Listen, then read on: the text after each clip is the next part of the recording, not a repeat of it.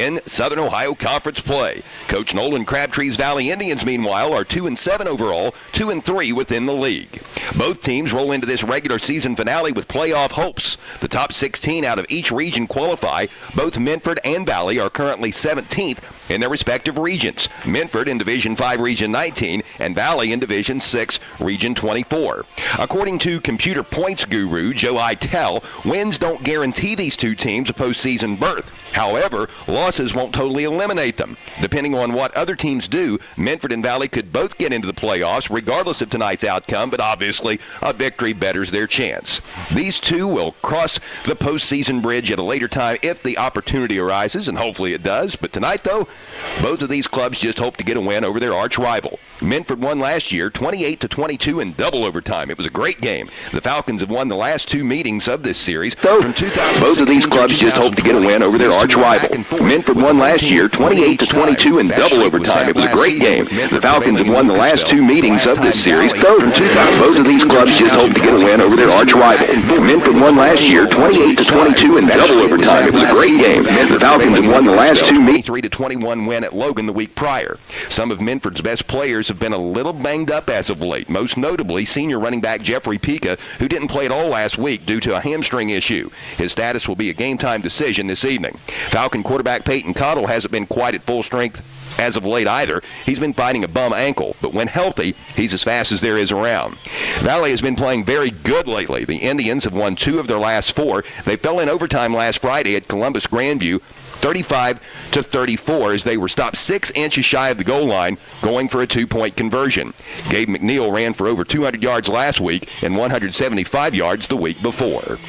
Tonight's pregame coverage, as always, is being presented by SOMC Sports Motion. The SOMC Orthopedic Associates are hosting their Saturday Sports Clinic. The clinic will be available for student athletes in the area during the fall sports season. An orthopedic specialist will be available to evaluate each athlete from 9:30 a.m. until 11:30 a.m. No appointment is necessary, but it is requested that all arrive by 10:30. The SOMC Orthopedic Associates are located in Suite 102 of the Bronlin Building. For more information, call 740-356-1709. Coming up on the other side of this 3-minute timeout, we'll introduce you to the starters, and we'll soon be hearing from both coaches. Tonight, the Minford Falcons will host the Valley Indians. This is high school football on Classic Rock 107.5 The Breeze. Be listening to high school sports all season long on Hometown Radio of Portsmouth, presented by Appalachian Marketing Media, Sherman Cricker Insurance, Atomic Credit Union, the Scioto County Career Technical Center, Donnie Martin Heating and Air, Clark's Pump and Shop, Dyer Insurance, SOMC, Monroe's Frame and Collision, the McKinley Funeral Home, Portsmouth Insurance, a TAH benefits partner, as well as the Glockner family of dealerships. Don't spend thousands of dollars on marketing that doesn't work.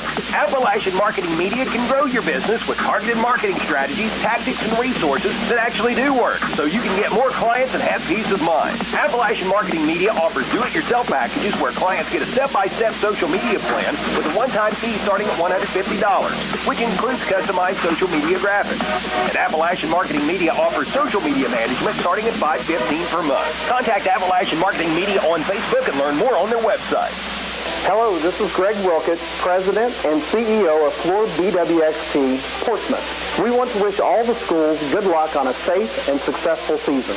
Just like a sports team, we've been working together to safely and effectively decommission the former Portsmouth gas distribution plant and leave behind an environmentally safe and sustainable future for our region. On behalf of all of the employees at Floor BWXT, I'd like to wish all of the teams in the 4-county region a safe, fun, and winning season.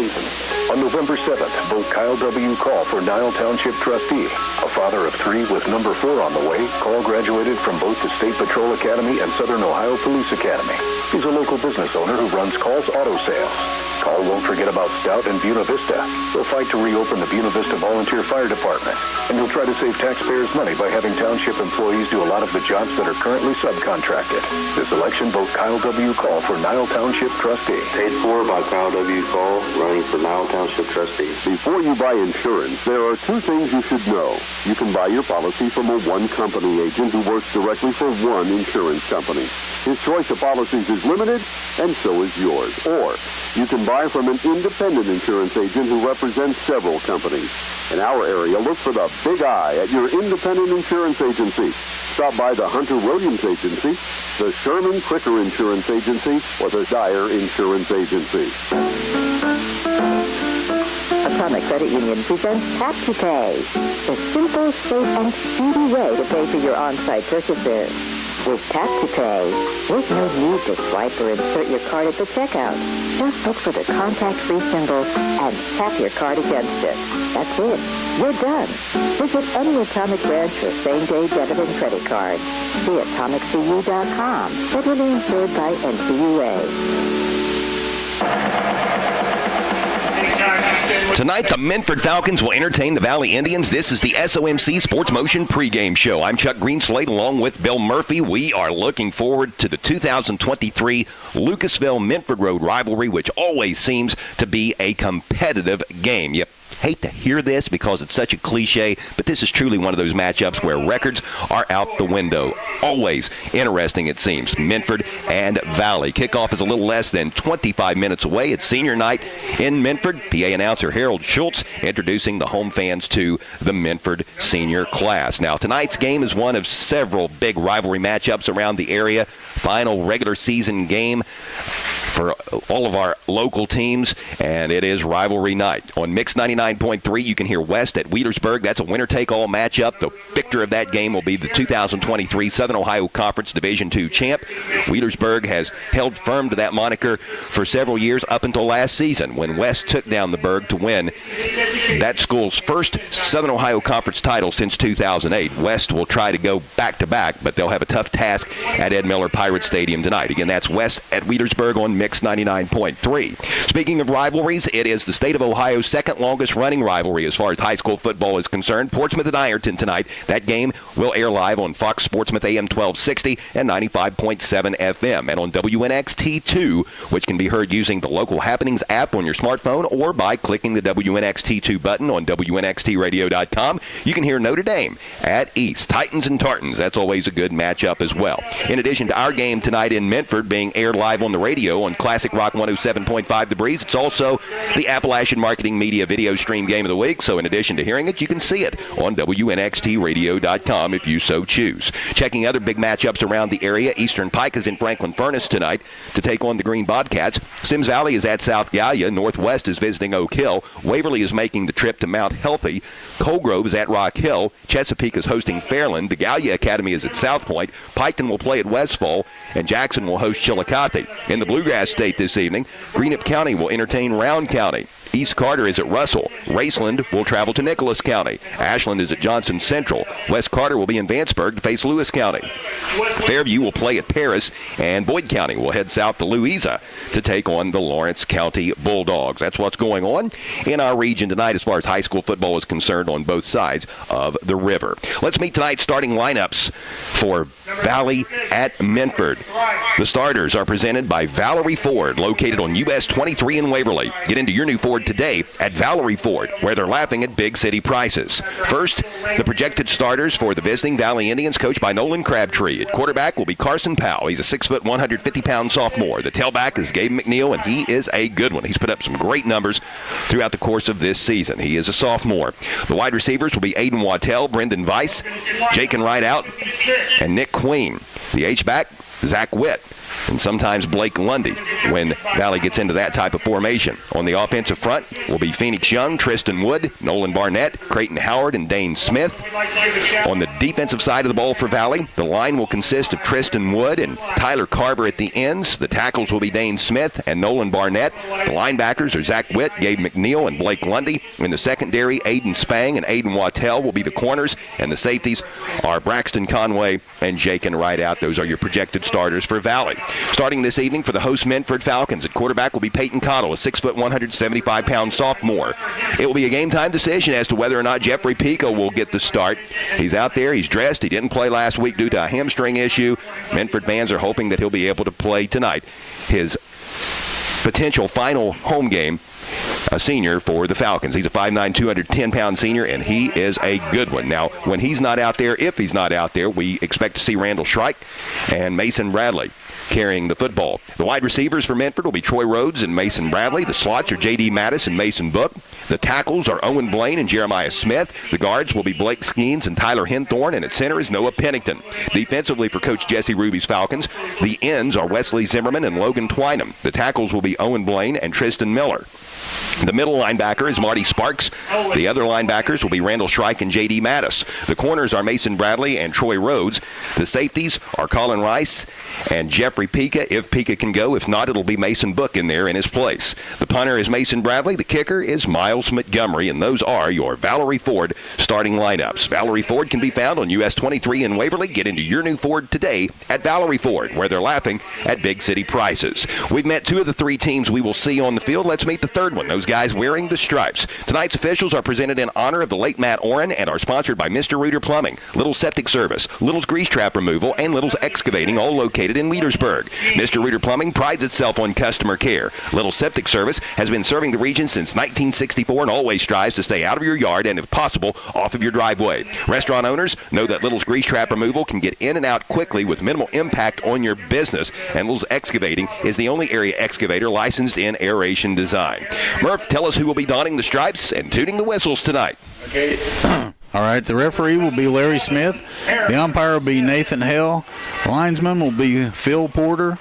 The back judge will be Troy Johnson. And the center judge will be Jamie Saver. Good stuff. Thank you, Bill. It's now time for our game time temperature, which is presented by Cole's Auto Sales at 16127 US 52 in West Portsmouth. While many car lots are struggling to stock their lots with quality used cars, Cole's is blessed to have a great selection and offers financing. Bad credit, no problem. All you need is proof of income and a down payment. If you're looking for a sharp used vehicle, give Cole's a call at 740-357-6009. It is currently 54 degrees, and that's about where it will remain come kickoff time here in a little less than 20 minutes. I would like to tell you that the rain that our area has endured all day has cleared out, but according to forecasters, there's going to be a 20% chance of sky juice here over the next couple of hours. So if you are on your way to tonight's game here in Minford, I would suggest bringing an umbrella or a poncho just to be on the safe side. But when there's a 20% chance it will, that means there's an 80% chance it won't. Let's hope for the latter here as we get ready for this final game of the regular season between Minford and Valley, the Lucasville-Minford Road rivalry. When we return, we'll hear from the head coaches. I'm Chuck Greenslade along with Bill Murphy, and we're going to take a 2-minute timeout and be back to get comments from Valley Indians head coach Nolan Crabtree. This is the SOMC Sports Motion pregame show on Classic Rock 107.5 The Breeze. Tonight's game on Classic Rock 107.5 The Breeze is presented in part by these following sponsors: Shoemaker Sunoco, Suburban Transmission, Flowers Monument, the PAL Independent Insurance Agency, and Weeks Record Service. Be listening to high school sports all season long on Classic Rock 107.5 The Breeze, online at 1075thebreeze.com. Monroe's Frame and Collision and now Wheel Alignment knows that good luck on the field can sometimes turn into bad luck in the parking lot. Well, if that happens to you, just know that Monroe's Frame and Collision is there from big bangs to little dings and have been doing it for 30 years. Monroe's commitment to you, the customer, is evident when you speak with any one of the Monroe's technicians or staff. Monroe's makes you feel as comfortable as possible and are always readily available and happy to answer any of all questions and your inquiries. Monroe's Frame Collision and now Wheel Alignment. Why is Southern Ohio Medical Center Urology Associates the perfect choice for you? It starts with the expert care of board-certified urologist Dr. Stephen Woolham, followed by a variety of procedures offered right in the office, which means no hospital stay and a quicker recovery. Along with general urology care, SOMC Urology Associates also offers the latest in advanced treatments for enlarged prostate, including Urolift and Aquablation, board-certified expertise in the latest procedures in prostate care. SOMC Urology Associates is the perfect choice. Call us at 740-356-4URO today. Gamp's Corner, Route 140 in Slocum, is the perfect way to start the day. The BP convenience store opens the doors at 5:30 with home-cooked breakfast, coffee, and that first smile of the day. Everything from groceries, pop, candy, bread, milk, or fertilizer. They've even got an ATM for fast cash. Starting at 11 o'clock, enjoy delicious homemade pizza cooked to order. And remember, the BP convenience store will also deliver your home heating, fuel, and kerosene. Your one-stop shop for everything is the BP convenience store, Route 140 in Slocum, where it's good and green, both sides of the street. Tonight, the Valley Indians have made the trip to Minford to face off against the Falcons in the annual Lucasville-Minford Road Rivalry. I'm Chuck Greenslade along with Bill Murphy, and this is the SOMC Sports Motion pregame show. Joining us now is the head coach of the Valley Indians, Nolan Crabtree. Coach, thank you so much for taking time to speak with us about your tribe. Let's start by recapping last Friday's game. You went to Columbus, you took on Grandview Heights. Man, what a game. Unfortunately, your tribe came up just a bit short, but you just about pulled it off, falling 35-34 in overtime. Even with the loss, Nolan, I'm sure that there were plenty of positives to take from that showing. Yeah, Chuck, our kids went up there and just played their tails off. I mean,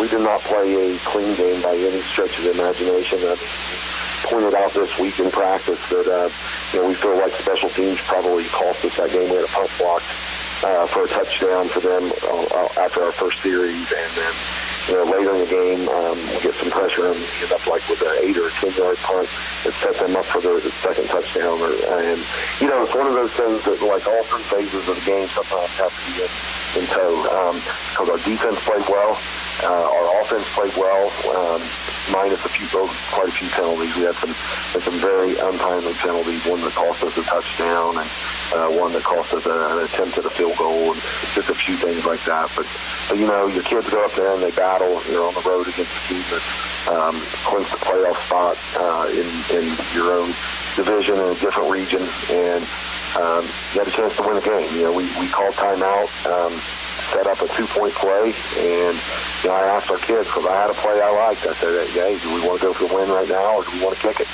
And they were all in. And we came up about 2-3 inches short. It was that close. And but our kids gave everything that we could ask them. Meetings of this series go to. Coach, last Friday's game was the first time that your program had played in an overtime contest since you took on Minford last year. Last season, the Falcons got the better of you 28-22 in the series overtime. But what a competitive rivalry this always seems to be. Yeah, without a doubt. Coach Ruby and I are good friends. We used to work together, and we've known each other a long time. And he does a great job over there. And this game is always one that comes down to the wire, and always ends up with things that you don't really expect to happen. And last year was kind of that case. It was a back and forth slugfest, and I mean that in every sense of the word. And both teams had guys that ended up having to miss the following week's playoff games because that was such a physical game. And it's just going to be a game that, once again, I feel like, especially with the way that we're playing right now, I think that it's going to be a competitive 4-quarter game. Turnovers, special teams, all the little things that we coaches always talk about are going to be what plays a huge role in the deciding factor. Coach, you've won 2 of your last 4, and one of the 2 losses you suffered in that stretch was last week's overtime game, falling by a point.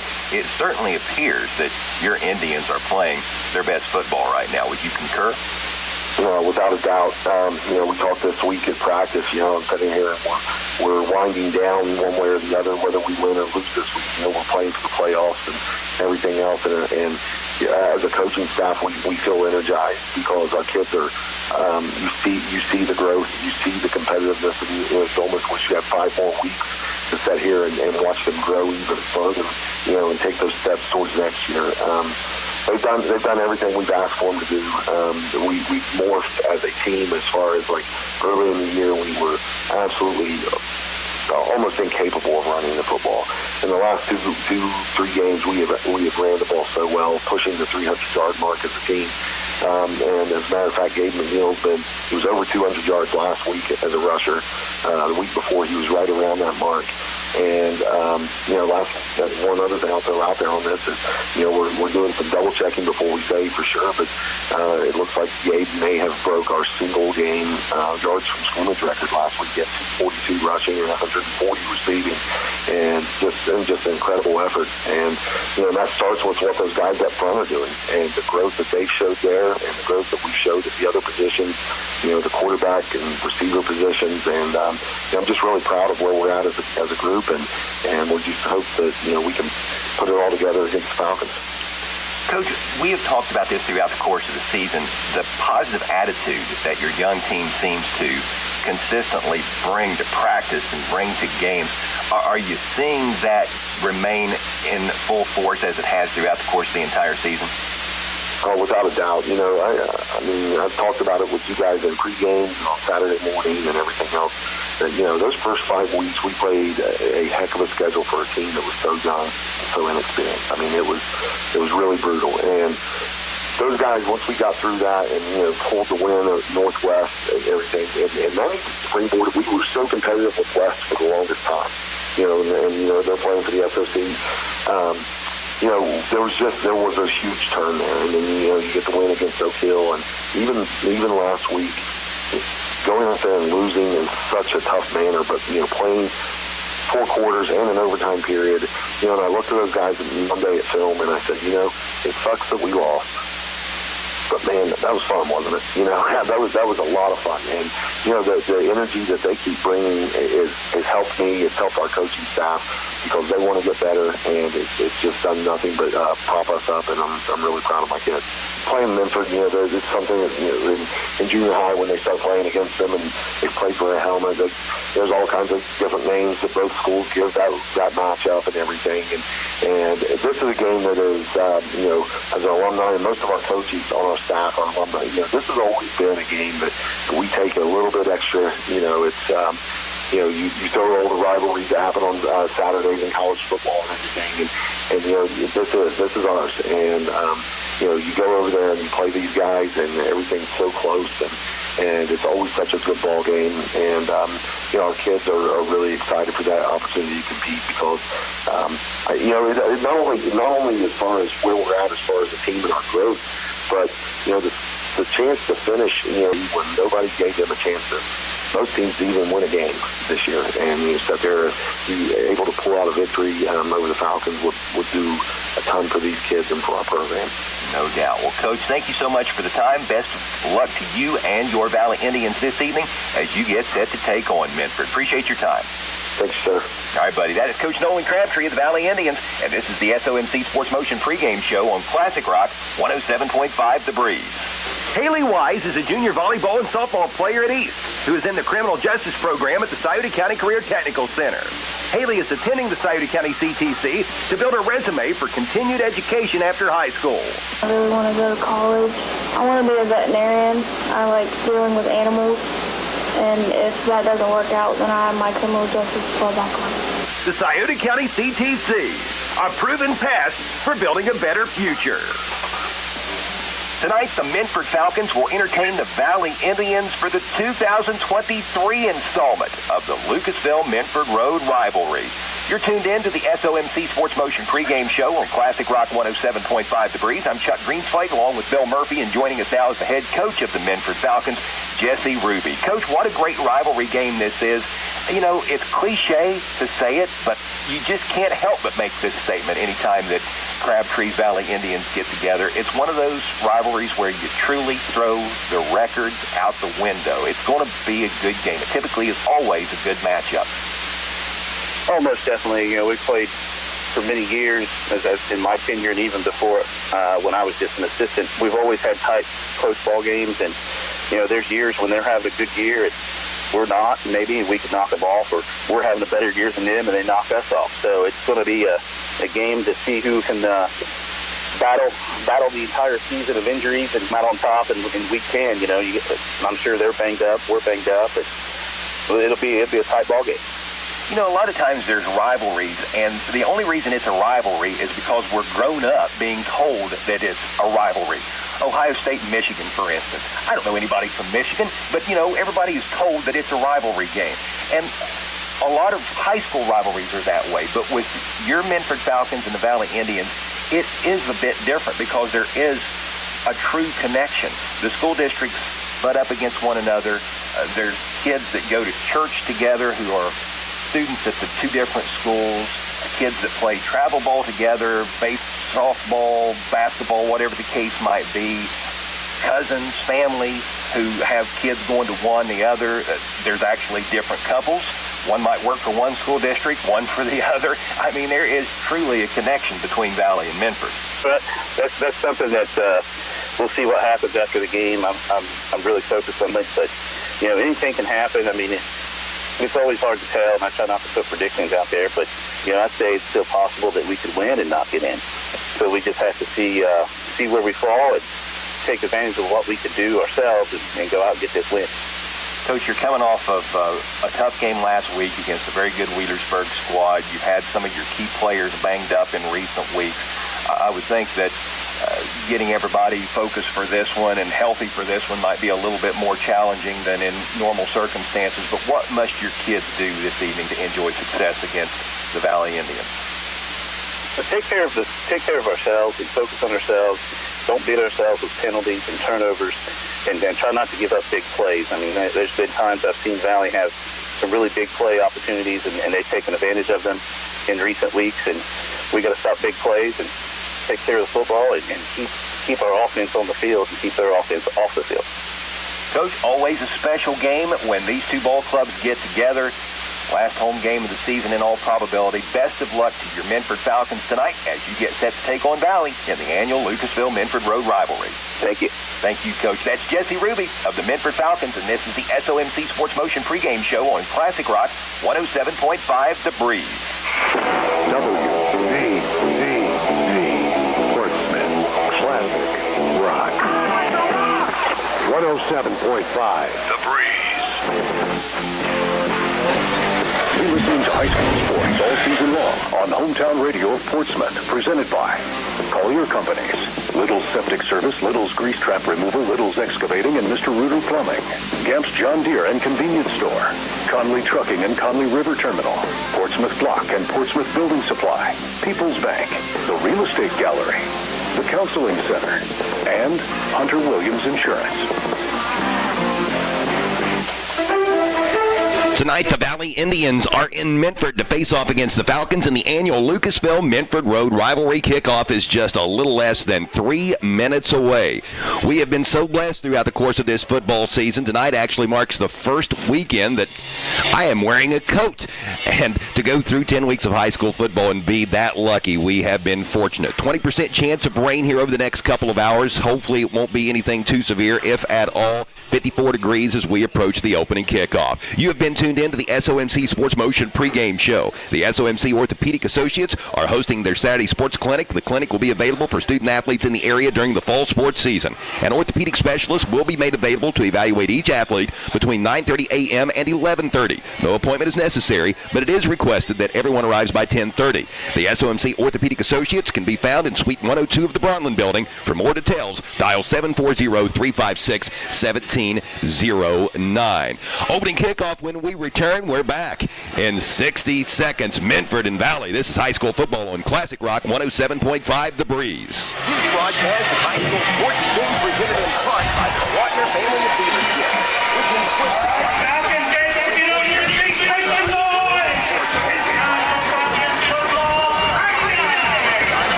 Around the tri-state area: Portsmouth, South Point, Waverly, Jackson, Chillicothe, and Ashland. Shop online at Glockner.com. At Glockner, they make it easy. There are a lot of comfort control companies out there, but none like Donnie Martin Heating and Cooling. Family owned and operated with a genuine concern for the community and the environment. Let Donnie Martin Heating and Cooling make sure that your commercial or residential heat pump or furnace is operating properly and efficiently. Donnie Martin Heating and Cooling can service all makes and models. Phone 740-259-4512. That's 740-259-4512. Donnie Martin Heating and Cooling. Proud supporters of local high school sports on local radio. The Minford Falcons will host the Valley Indians. I'm Chuck Greenslade along with Bill Murphy, and we are just about set for the opening kickoff, presented tonight by Harris Floor Covering at 610 9th Street in Portsmouth, as well as Harris Outdoors at 616 9th Street in Portsmouth. Harris Floor Covering is the area's leading floor covering contractor that has everything for all your floor covering needs. Give Stephen Harris a call at 740-353-7959 and visit Harris Outdoors for firearms and hunting equipment. The Minford Falcons won the coin toss and have elected to receive. believe. So Minford will get the ball first. Back deep to return for the Falcons is Mason Book, and back there with him looks to be Trenton Scaff. The Valley Indians have the ball teed up at the 40, and we are just about set to get this year's Lucasville-Minford Road rivalry underway. With the ball teed up for the Valley Indians is Nick Queen, the freshman kicker.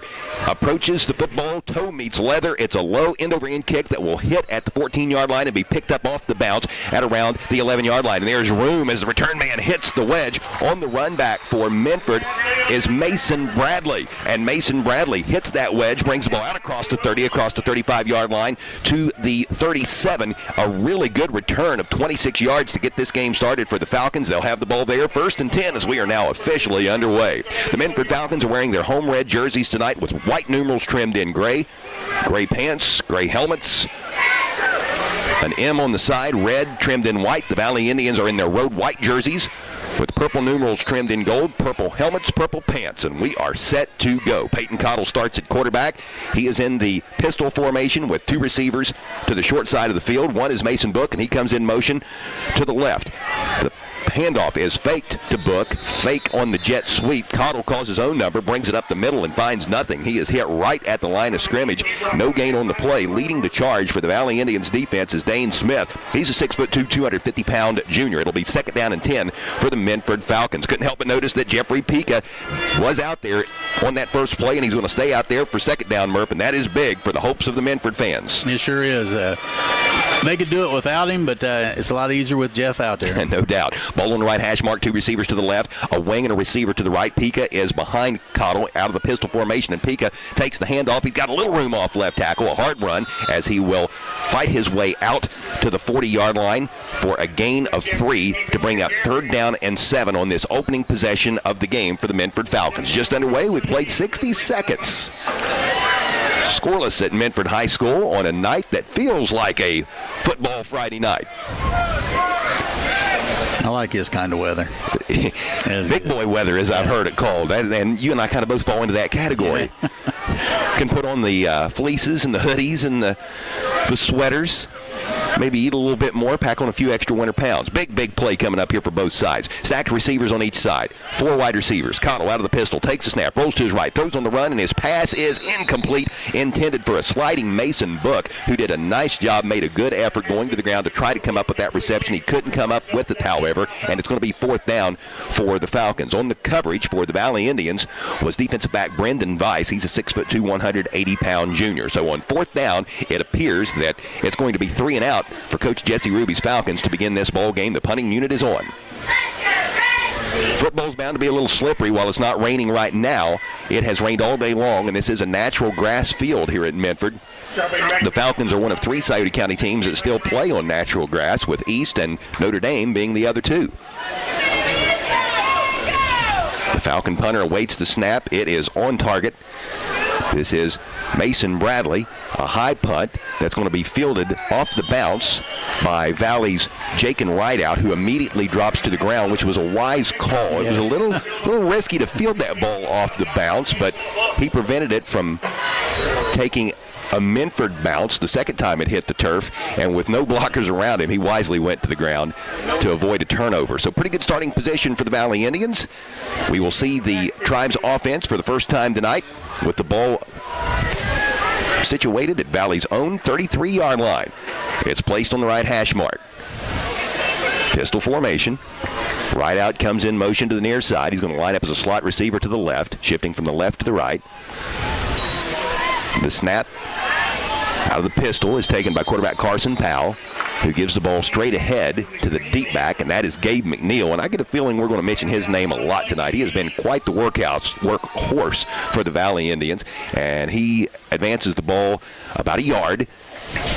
That'll make it 2nd down and 9. If you missed our comments in the pregame, he ran for over 200 yards last week in the 1-point overtime loss at Columbus Grandview Heights, did Gabe McNeil, and he had 175 yards rushing the week before. in a victory over Oak Hill. Here's a swing pass to McNeil. McNeil makes the catch, fights forward, takes the ball out across the 35-yard line to near the 40. Holding on for dear life was Minford's J.D. Mattis. So it's going to be third down. The ball will be spotted at the 39-yard line. That goes for a gain of 4 to bring up third down and 5 for the Valley Indians. Just under 9.5 minutes left to play on a moving first quarter clock. Scoreless at Minford High School. Minford went 3 and out on its first possession, and now we are witnessing the Valley Indians offense on the field for the first time. Looking for a third down conversion. 2 receivers to the right side of the Indian formation. They are Aiden Wattell and Jakin Rideout. Make it 3 receivers over there with 1 to the left. Powell takes a snap, rolls to his right, throws on the run, and the pass is incomplete. J.D. Mattis deflects it. Nearly had an interception there. He did. He sure did. He got the right hand up, knocked it away. The intended receiver was right out. It's going to be 4th down and 5, and seemingly a punting situation for Coach Nolan Crabtree's Valley Indians. Bradley is going to drop back deep to return. I believe that's Bradley. Nope, check that. It's Mason Book, I beg your pardon. Book standing inside of his own 25-yard line, awaiting the punt from Jakin Rideout, who stands back at his own 27-yard line, awaiting the snap. These long snaps with a slippery football can be a little bit nerve-wracking, but this one's on target. The punt is low. It gets past Book. He touched it. He's going to have to retreat back to the 15-yard line. He picks it up, slides away from one receiver, spins away, and gets the ball out across the 20-yard line to the 21, where Aiden Wattell hustles down to make the tackle. So no gain on the return. He got the yardage back that he had lost after initially touching the football, but a nice job by Mason Book maintaining his composure after the football had gotten by him, going back there, picking it up, and getting what he could. So not bad starting field position for the Minford Falcons, who will send the offensive unit out for the second time in this game. No score yet. 8:51 left to play in the first quarter. Minford hosting Valley tonight. Senior night at Minford High School. Also a pink out in observation of October being Breast Cancer Awareness Month. Here's Cottle. He fakes the handoff to Pika, swings it left side, and a big hit over on the far side. I believe the ball was caught, but the receiver probably would have been better off to have dropped it. That was Mason Bradley who made the catch. Aiden Wattell comes up and drills him for a loss of 2 back to the 19-yard line, bringing up 2nd down and 12. And you can mark that one down, Murph. Yeah, exactly. For the Monroe's Framing Collision, big collision of the game, one of the many post-game awards that we will dole out during the Minford Telephone, Minford TV post-game show. That's the leading candidate by far at this point in time for that particular award. Trips to the right side of the formation with 1 receiver to the left. The ball stays on the left hash mark. Cottle in the pistol formation with Pika behind him on 2nd down and 12. Ball at the 19-yard line. Pika is going to be faked the handoff. Cottle pulls it down, looks for some room, tries to get around the right end and can't find the edge. He's going to be dropped after a gain of maybe a yard. Nice defensive play by Brendan Weiss. The 6'2", 180-pound junior was not fooled. He remained at home. It's a pickup of 1 for Cottle, and it's 3rd down and 11 for the Minford Falcons. Could we be in for a defensive struggle tonight? It looks like it so far, don't. Well, one of the 2 Valley Indian wins, you observed it was at Northwest, and it was a 7-6 ball game, and Valley's score came as a result of a blocked punt recovered for a TD. Now the defense scored a touchdown. The offense never scored any. Mm-hmm. Here is Cottle out of the pistol, takes a snap, drops back, pressure coming, and he's going to be sacked back at the 15-yard line. It's Gabe McNeil. We talked about his offensive prowess. He can get it done on the defensive side as well, and he drops Cottle back at the 15-yard line for a loss of 4 on the play to bring up 4th down and 17, and another punt for the Minford Falcons. We have yet to have a first down in this game for either team. 7 minutes to play, clock rolling, first quarter, goose eggs on the scoreboard. 4th and long coming up for the Falcons. McNeil had a hold of Cottle and was not letting go. Nope. Play clock down to 15. Mason Bradley has been very, very active from a special team standpoint in this game. He returned the opening kickoff back, punted a little earlier, and now here's his 2nd punt of the game. He really gets a lot of air under this one. This is a high, wobbly punt.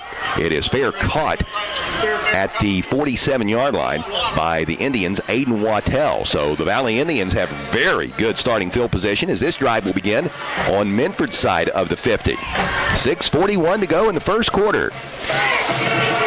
It's been an old-school slugfest field position ball game thus far, but we haven't even played 6 minutes yet. So far, Valley's come out ahead in the field position. Yeah. 2 Minford possessions and negative yardage netted, and the Valley Indians have had just 1 possession and could only account for 5 yards. So every offensive series has resulted in 3 and out thus far. Valley looking to change that trend. 2 receivers to the left, 2 to the right. Gabe McNeil comes in motion to the right side. A fake on the jet sweep. Powell's pass over the middle, intended for Jake and right out. Incomplete, couldn't bring it in. And it will be 2nd down and 10. There on the coverage for the Minford Falcons was Colin Rice. Pretty good throw by the Valley Indian quarterback. Well, he's one of their prize baseball pitchers. Carson Powell. He can sling a baseball as well as a football. He's a 6 foot, 150-pound sophomore. Both these teams entering the night in 17th place in their respective regions. Minford in D5, Valley in D6, so there's no chance they could see each other in the postseason. This will be the one and only meeting between the two. Here's Gabe McNeil taking the handoff, picking his way right side, cuts it upfield and takes the ball inside the 45-yard line near the 44. Randall Shrike making the stop. Colin Rice there to help clean it up. Gain of 3 on the play. It's 3rd down and 7. Coach Nolan Crabtree out at the numbers, relaying the play call to his quarterback, Carson Powell. It's very peculiar for both these teams entering this game. A win doesn't guarantee a postseason berth. A loss does not guarantee elimination. They could both go in regardless of tonight's outcome. 3 receivers to the left, 1 to the right. Powell's going to put it up, looking to that receiver right side. That's Wattell. He makes the reception, and we have a 1st down. The initial 1st down of the evening. Wattell makes the catch and goes out of bounds just shy of the 35-yard line. They'll spot him at the 36. That's a gain of 8. And a fresh set of downs for the Valley Indians, who have the first down of the evening. It occurs at the 5:55 mark of this first period. We're live at Minford High School on a cool night, a Week 10 matchup. It has been a fast 10 weeks. It always is, but this year it seems like this regular season has flown by quicker than any other I can remember. Here's Powell. This is a quarterback keeper all the way. This was designed to go to the right, but nothing there. He reverses field, brings it back to the left, gets the corner, and takes the ball inside the 30-yard line, out of bounds at the 26. And that's a great job by the sophomore QB improvising, and he's going to be near a 1st down. Boy, it looked like Minford's defense had him dead to rights in the backfield, but a great job reversing field. He gets 9 yards. It's going to be 2nd down and 1. So that moves the ball to the 26-yard line of the Falcons. The football will be placed on the left hash mark. Valley breaks the huddle, comes to the line of scrimmage. Split out wide to the left will be Brendan Weiss. He's on the short side of the field. Aiden Wattell and Jake and Wright, wide receivers to the right. Zach Witt is a wing on the right. Gabe McNeil is the deep back behind Powell. McNeil takes the handoff, looking to get that 1 yard to move the sticks, and I don't think he got it. Nice defense by the Minford Falcons. McNeil never went to the ground, but his forward progress was stopped, and leading the charge for Minford is Marty Sparks. He is a 5'9", 185-pound sophomore. Sparks has been 52 all season long, but he switched his number to number 44 for this evening's game. No gain on that last play. It'll be 3rd down and 1. He did a nice job filling the hole there to not enable Gabe McNeil to pick up those 3 feet. Valley definitely in 4-down territory here, one would think. This is 3rd down coming up, ball right in the middle of the field. Tight formation. No wide receivers. Double tight end set. Powell gives to McNeil up the middle. He swung the ball to the right at the last moment, stretches forward, and I believe just by falling forward, that should give him the yardage to gain. The officials spot the ball, look over to the sticks, and they say 1st down. The 2nd Valley Indian 1st down of this evening, both occurring on this drive. 4.5 minutes left to go, and a moving first quarter clock in Minford scoreless, but the Valley Indians are marching toward the goal line. You know, this is the 2nd straight week, Bill, that we have seen a game on a natural grass field.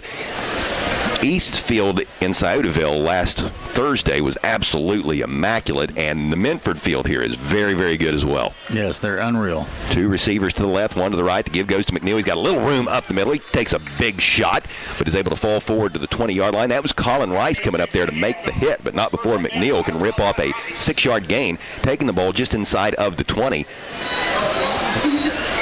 With that, Valley has moved into the Quality Heating and Air red zone. Quality Heating and Air can be found on Route 52 in Sugar Grove, where Phil Rideout and Company proudly offer Ream products.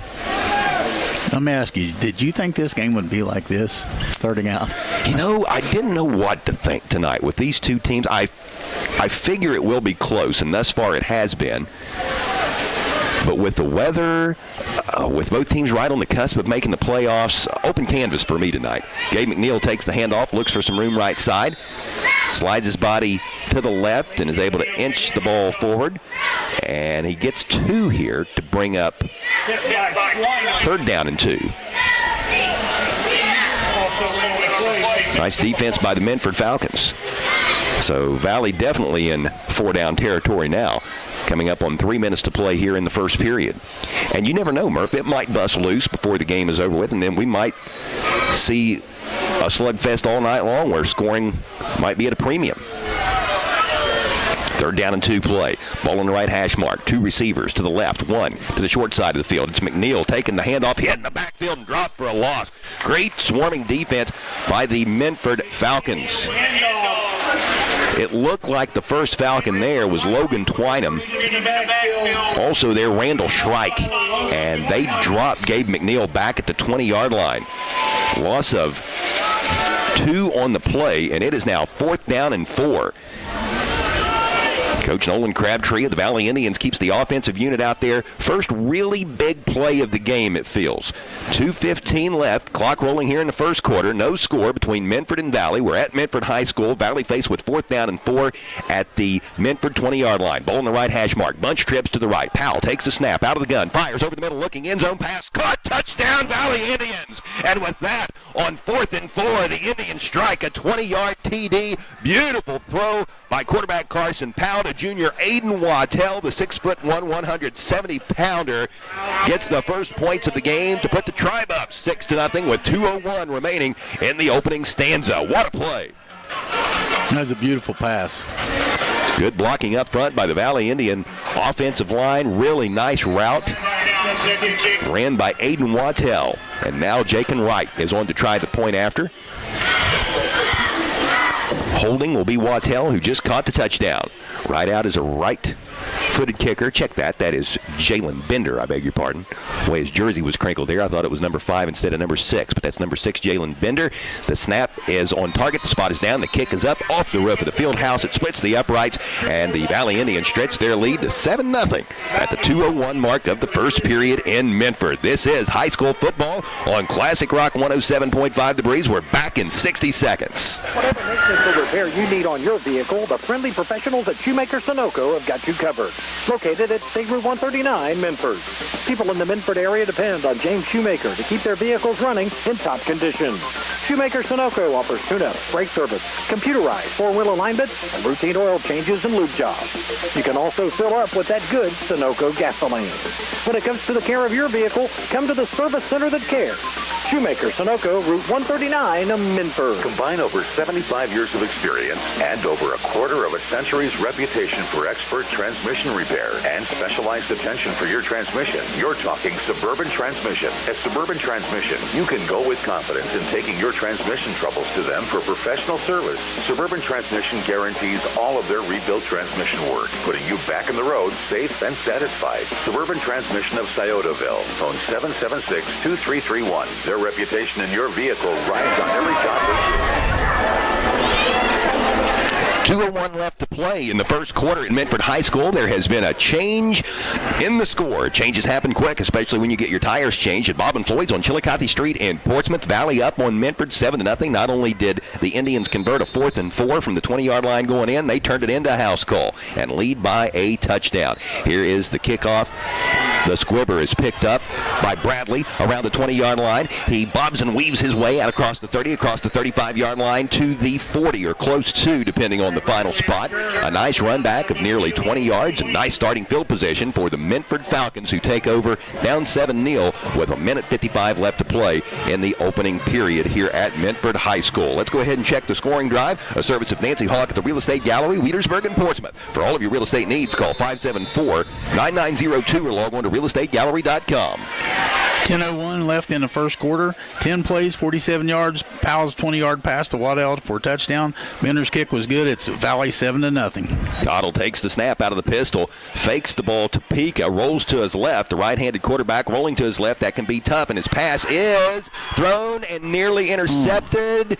No signal. It looks like the ball fell incomplete. Boy, it looked for a moment as if the Valley Indians were going to create the turnover. I believe it was Jakin Rideout who nearly had the pick. As mentioned, it can be so difficult for a right-handed quarterback to throw back across the body when rolling to his left, and that's exactly what we saw right there. It's 2nd down and 10. Thankfully for Minford, the Falcon offense lives to play another down. Yeah, the Valley defender, when he pulled it down, I think he hit his knee and popped the ball out.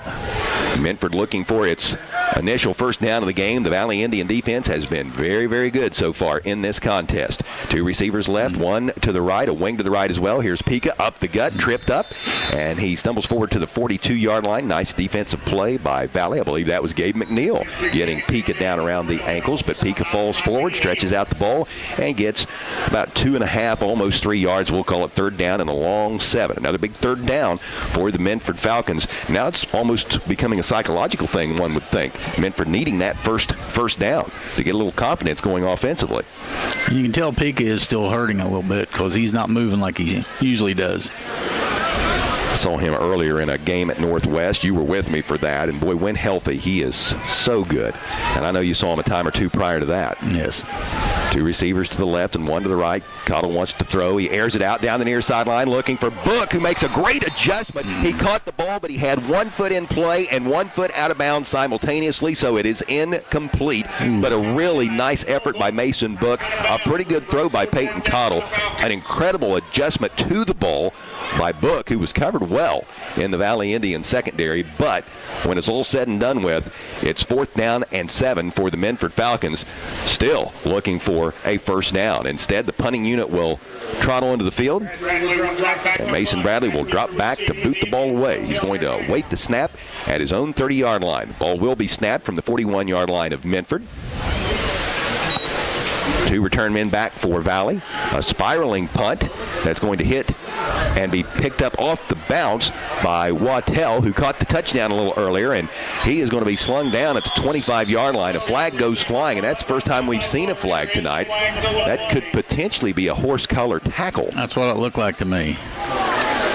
So we've not gotten the preliminary indication yet. The officials will huddle. They're actually now pointing toward Valley, so it might be an illegal block in the back. Let's check. Face mask on Valley, the return team. Well, that's interesting. I guess during an attempt to get a block, the blocker for the Valley Indians on the punt return grabbed a hold of a Minford face mask. It's illegal to grab a face mask regardless of which side of the ball you're on, but you very rarely see illegal hands to the face on an offensive player. Sometimes you see it called on linemen, but not during a special teams play. So with 47 seconds left in the first quarter, the Valley Indian offense returns to the field, leading 7-0. This drive begins at the 20-yard line, 21 to be exact. Here's a give up the middle. Valley going with the ground and pound. That's Gabe McNeil, the ball carrier. He advances the football out to the 24-yard line, pickup of 3. We got the official call on that. It was the ball carrier was coming back and stiff arm. Oh, he got the his stiff arm. Got it in the face mask. Wesley Zimmerman made that last stop for Minford. You know, I'm shocked at times that doesn't happen a little bit more frequently. Yeah. I'm also shocked that ball carriers don't do it and get a finger caught in the defender's face mask and get injured. Dislocated, or broken. Valley will not have to snap the ball before the end of the quarter. Final seconds tick away. We are through 1 in the 2023 Lucasville-Minford Road rivalry being played in Minford this season. It's the Valley Indians 7, Minford nothing. We're back in 60 seconds on Classic Rock 107.5 The Breeze. In addition to monuments, Flowers Monument at 3001 Lucasville-Minford Road in Lucasville Steel offers bronze markers as well as landscaping rocks. Delivery is available if needed. If the landscaping around your home or your business already has rocks or bricks in place, Flowers Monument can stop by and do on-the-site sandblasted engraving, which can provide that personalized touch of having your name or address visible for everyone to see. Visit or call Flowers Monument today at 740-259-2731. Finding that missing shin guard, remembering whether it's a home or away game, getting the right kid to the right playing field on the right day. Why are simple things sometimes so complicated? Thankfully, with auto owners, insurance doesn't have to be one of them. We work with independent agents who keep insurance simple so you can worry about more important things, like not being that fan. Oh, come on, Raph! That's simple human sense. Visit Pal Insurance in New Boston, 3542 Gallia Street, phone 740-456-6532.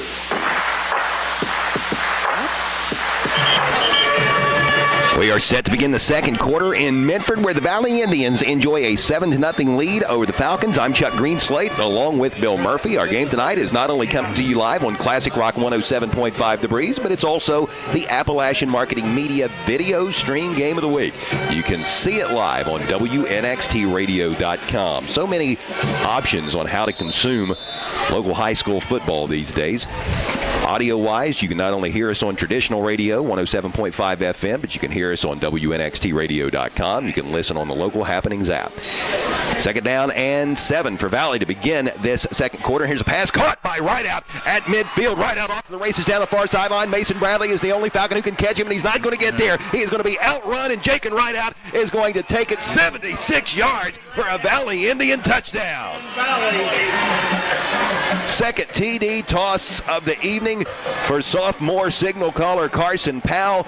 Wattell was on the receiving end of the first. This time it's Jake and Rideout on the receiving end of the 76-yard score.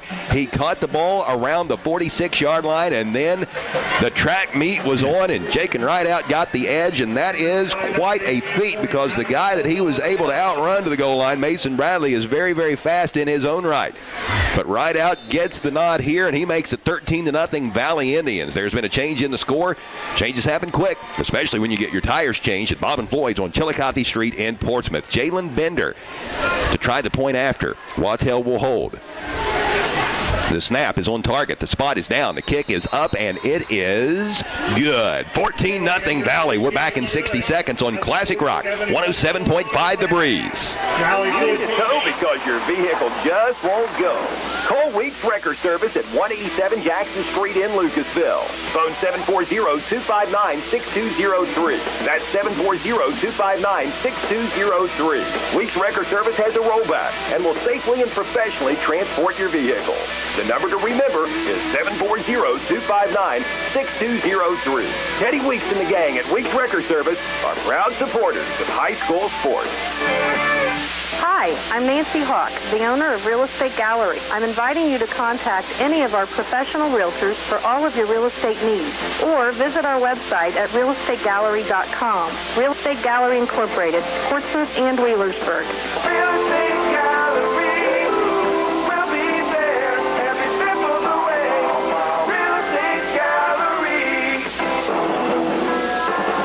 With 11:47 left to play before halftime, the Valley Indians have opened up a 14-0 advantage at Minford. I'm Chuck Greenslate along with Bill Murphy.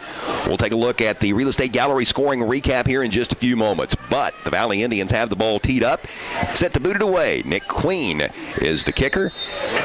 Mason Bradley and Mason Book. The Masons back deep to return for Minford. This is a pooch kick that's going to be fielded by one of the intermediate return men, Wesley Zimmerman, and he is going to set the Falcons up with pretty good field position. Tripped up by McNeil. Gabe McNeil gets down there to make the stop for the Valley Indians. Let's go ahead and take a look at the scoring drive as promised. It's presented by Nancy Hawk, the Real Estate Gallery. She's got offices in Wheelersburg as well as in Portsmouth. For all of your real estate needs, give her a ring at 740-574 274-9902 or log on to realestategallery.com. 11:47 left in the second quarter. 3 plays, 79 yards. Powell's pass to right out, 76 yards. Touchdown. Bender's kick was good. It's Valley 14, Minford 0. Zimmerman was able to bring Queen's pooch kick back to the 43-yard line. That's where this Minford Falcon drive begins. 2 receivers and a wing to the left. Peek at the deep back. He takes the handoff from Cottle, and he backs his way out to the 45-yard line. Pickup of 2 on the play. Boy, this Valley Indian defense continues to be stingy. It's 2nd down and 8 for the Falcons as Minford continues to remain in search of a first down. 14-0 is our score. The Valley Indians in front by a couple of TDs. Future looks very, very bright for Valley if the Indians could hold on to get a W here tonight and win 3 of their final 5 to finish off the regular season with such a young ball club and just about everybody coming back. That would certainly lead to some optimism heading into 2024, one would think. Here's a play action. Cottle fakes to Pika. Cottle's in trouble. He gets away from it. Cottle, ankle looks pretty good on this play. He's able to turn the corner, but a nice open field tackle by Jake and Rideout, who pulls the Minford quarterback down at the 49-yard line. Gain of 4 on the play. It's 3rd down and 4, and oh my, it looks like Cottle is down over on the far sideline. He came into this contest a little bit gimpy anyway, ailing from an ankle injury, and I don't know if it's the ankle or the knee or what it might be, but he is down on the far sideline right in front of the Valley players, and then a very, very late flag went up into the air. Not for sure exactly what that's all about, but Coach Nolan Crabtree is livid over on the far sideline. So first and foremost, the health status of Peyton Cottle is the focus that all of us should be concerned about. There's been no signal as to what that flag was all about over on the far sideline, but obviously Coach Nolan Crabtree didn't like it. Now the flag is going to be picked up. It's being waved off. So whatever conversation Coach Crabtree and the head official had, obviously Coach Crabtree was able to clear something up that the official thought had occurred otherwise. So it's going to be 3rd down and 4 once play resumes. Cottle has made it to his feet, but he is being helped across the field and not putting a lot of weight on his ailing leg. Man, that's going to be a tough loss for Minford if he can't return. Yeah, he's not putting weight on it at all. He's a 6 foot, 175-pound sophomore track star. Plays basketball for Coach Josh Shoemaker's Falcons and is a pretty good basketball player as well. And from what I have heard, he is expected to play a bigger role for the basketball team, obviously, than what he did last year as a sophomore. As a freshman last year, I should say. So he'll be checked out over on the sideline, and now we will have to wait and see who's going to move into the quarterback position for the Minford Falcons. Minford heads out to the line of scrimmage. Number 3, Glenn Curtis. Yep. Or Curtis Glenn. Curtis Glenn. 5'9", 150-pound sophomore. Big shoes to fill. He's going to line up in the pistol formation.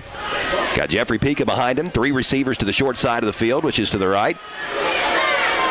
Glenn, long count, takes a snap, option near side, fakes the pitch to Pika. He's going to pull it down, call his own number, and he's going to pick up a yard to the midfield stripe. Actually, the 49. So give him 1. It's going to be 4th down.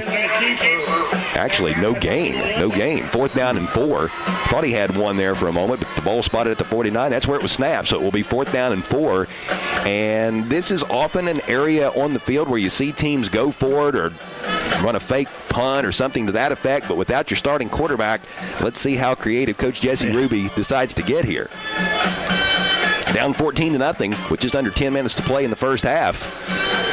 If there's anything up your sleeve, there's no need to save it until next year. Minford will punt, though. Mason Bradley, the punter, the lefty, boots it away. Rain picking up here at Minford High School. Nice punt as that ball hit around the numbers and then took a hard right-hand turn out of bounds. And this ball is going to be spotted at the 9-yard line. That's as good as it gets right there. That is a 42-yard punt with no return. We talked about the weather forecast in the pregame. It was 54 degrees at the start of this one when we took a glance at our Kohl's Auto Sales game time temperature. There was a 20% chance of rain in the forecast up through the 8 o'clock hour, and we were hoping that the 80% chance that it wouldn't would prevail, but that is not the case right now. It's as raining as hard here at the moment as it has rained all day long, and we've had some pretty good downpours throughout the course of the day. So this Valley Indian drive starts back at the Tribe's own 9-yard line. Here's a handoff to Gabe McNeil, and he is hit in the backfield, and he was eventually dropped back around the 10-yard line. First hit by Not for sure where his forward progress will get him. finished off by the rest of the Falcon defensive front. Blake Skeens leading the charge, according to the folks here in the Minford press box. We'll give him credit for that loss of 4. It is 2nd down and 14. Nice defense by the Falcons. This is by far the worst starting field position of the night for the Valley Indians, who lead 14-0 with 9 minutes left in the first half. Powell awaits the snap out of the pistol at his own goal line. He gives to the deep back, Gabe McNeil, and boy, he just does get out of the end zone. J.D. Mattis and Wesley Zimmerman leading the charge.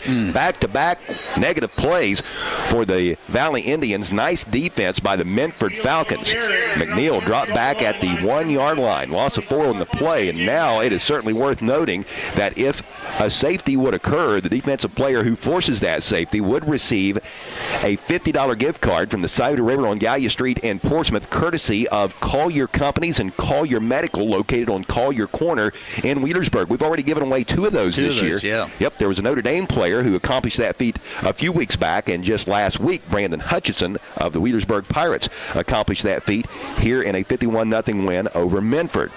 Speaking of Wheelersburg, by the way, the Pirates lead West 14-0. That's our mixed 99.3 game. Winner of that one wins this year's Southern Ohio Conference Division II title. The Valley Indians are going to take a TO before this snap. A big 3rd and long coming up with the ball set to be snapped within the shadows of Valley's own goal post. Tied out on the field, we're back in 30 seconds on Classic Rock 107.5 The Breeze. Since 1937, the McKinley Funeral Home has been there for families in a most stressing time of need. They've been there with their comfort and understanding, and the McKinley Funeral Home will continue to serve area families with a commitment even deeper than before. Call the McKinley Funeral Home and talk with their friendly, knowledgeable staff, always willing to go that extra step in making sure you're well pleased. That's the McKinley Funeral Home, located on U.S. Route 23 in Lucasville. Phone 740-259-2481. 14-0. The Valley Indians lead at Minford with 7:59 left to play in the second quarter. Checking other scores from around the area, Wheelersburg has a 14-0 lead over the West Senators. Oak Hill is up on Northwest 14-10. Ironton leads Portsmouth 7-0. They're in the second quarter. Westfall has a 7-0 advantage over Piketon.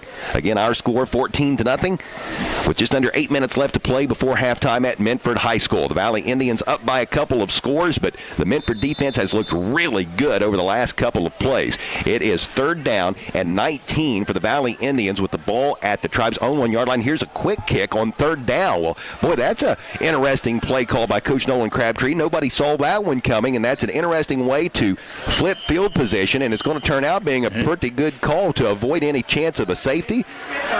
No return. Valley boots the ball away, and hustling down to down it is Aiden Wattell at the 47-yard line. I don't know if I have seen a quick kick on 3rd down, but that is a really interesting play call, and that could have worked out very favorably for the Valley Indians. Might have saved him from the safety. That's right. Could have preserved 2 points right there. Boy, early on in this contest, we thought that points were going to be at a premium, but up until this last drive, things opened up a tad for the Valley Indians, but really give a tip of the cap to the Minford defense for stepping up big on that last Valley Indians offensive possession. Now the Minford Falcons offense will try to find something.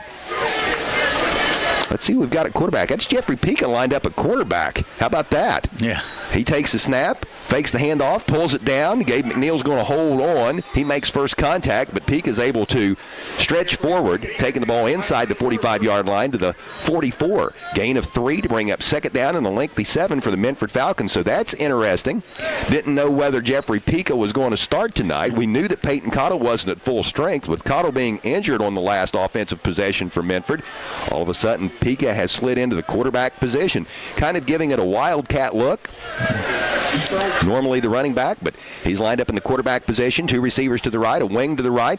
The handoff goes to the deep back. This is Shrike, and Shrike's got A nice gainer here as he takes the ball down inside the 40-yard line, picking his way behind his left guard and tackle. He's going to be near a first down, and depending on the spot, he might have it. The officials are going to look things over.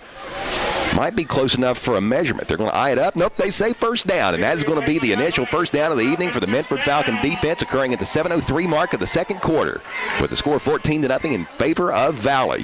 So who would have thought that? Jeffrey Pica comes in at quarterback, and Minford gets a first down. Hey, you're just cutting out the middle, man.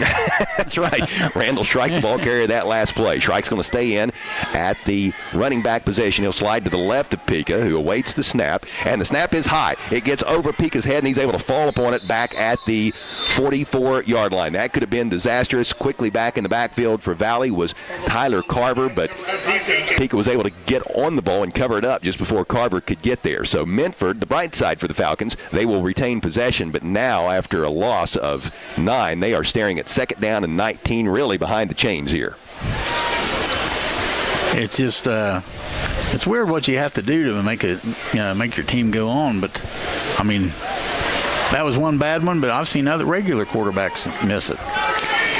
Absolutely. The snap was where that all went south, and it can be difficult to snap a football on a slippery day like this with the natural grass field.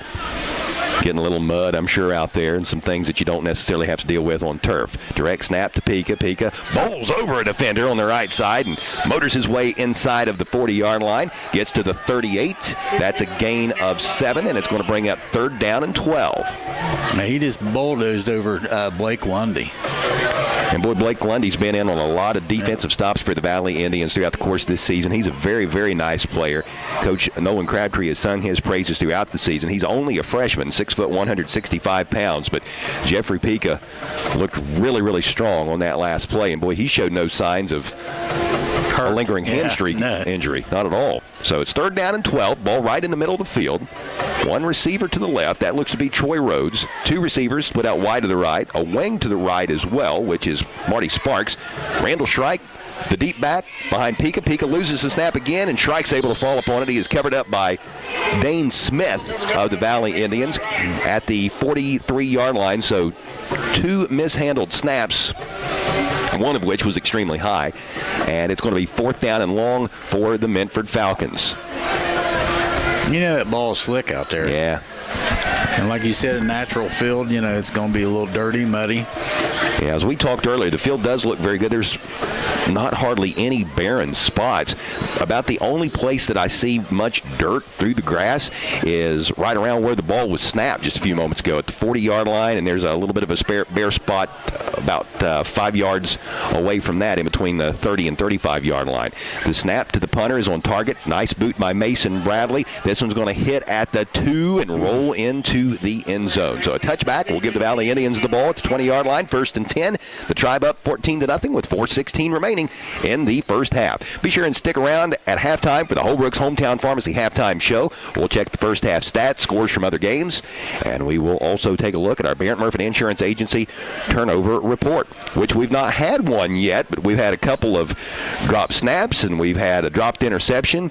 They have been flirted with, we'll say, but not an official turnover yet in this game. We'll see if that holds true throughout the remainder of these next 4 minutes and 16 seconds. Now, after the game, we invite you to continue to listen for the Minford Telephone, Minford TV, and Falcon One Internet postgame show. Awards galore, as well as some chatter about our upcoming broadcast schedule, which all we can tell you for sure is we're going to be back in the studios for the Saturday morning sports line tomorrow on AM 1260 and 95.7 FM, but we're going to have 3 to 4 playoff games next week. We just don't know who and where. Here's Gabe McNeil taking the carry. He finds room right side, cuts it upfield, and is hit hard by Colin Rice, knocked out of bounds around the 33-yard line. Really good hit by Colin Rice on that play, but not before Gabe McNeil rips off a gain of 13 yards to give the Valley Indians a fresh set of 4. Good blocking on the right side of the offensive line by the Valley Indians. If you look at McNeil's uniform, you can tell it's a natural field out there, so it's going to get muddy. Yep.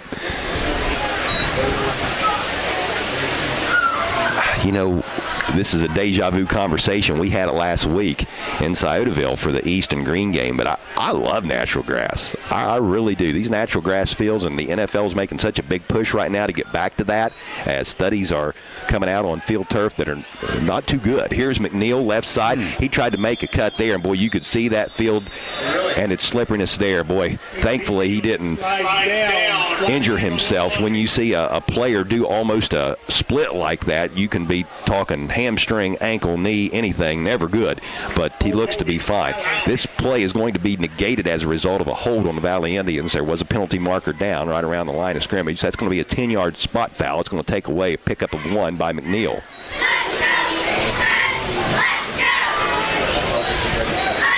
Yep, it is always scary when you see somebody do a split. Yep. And I don't know if they do it now, but back in the olden days, they had different size spikes they would screw on the bottom of the cleats for natural field and for turf. Yeah, and I think those are just about a thing of the past anymore. Now, these are just all turf shoes they got, I believe. Yep.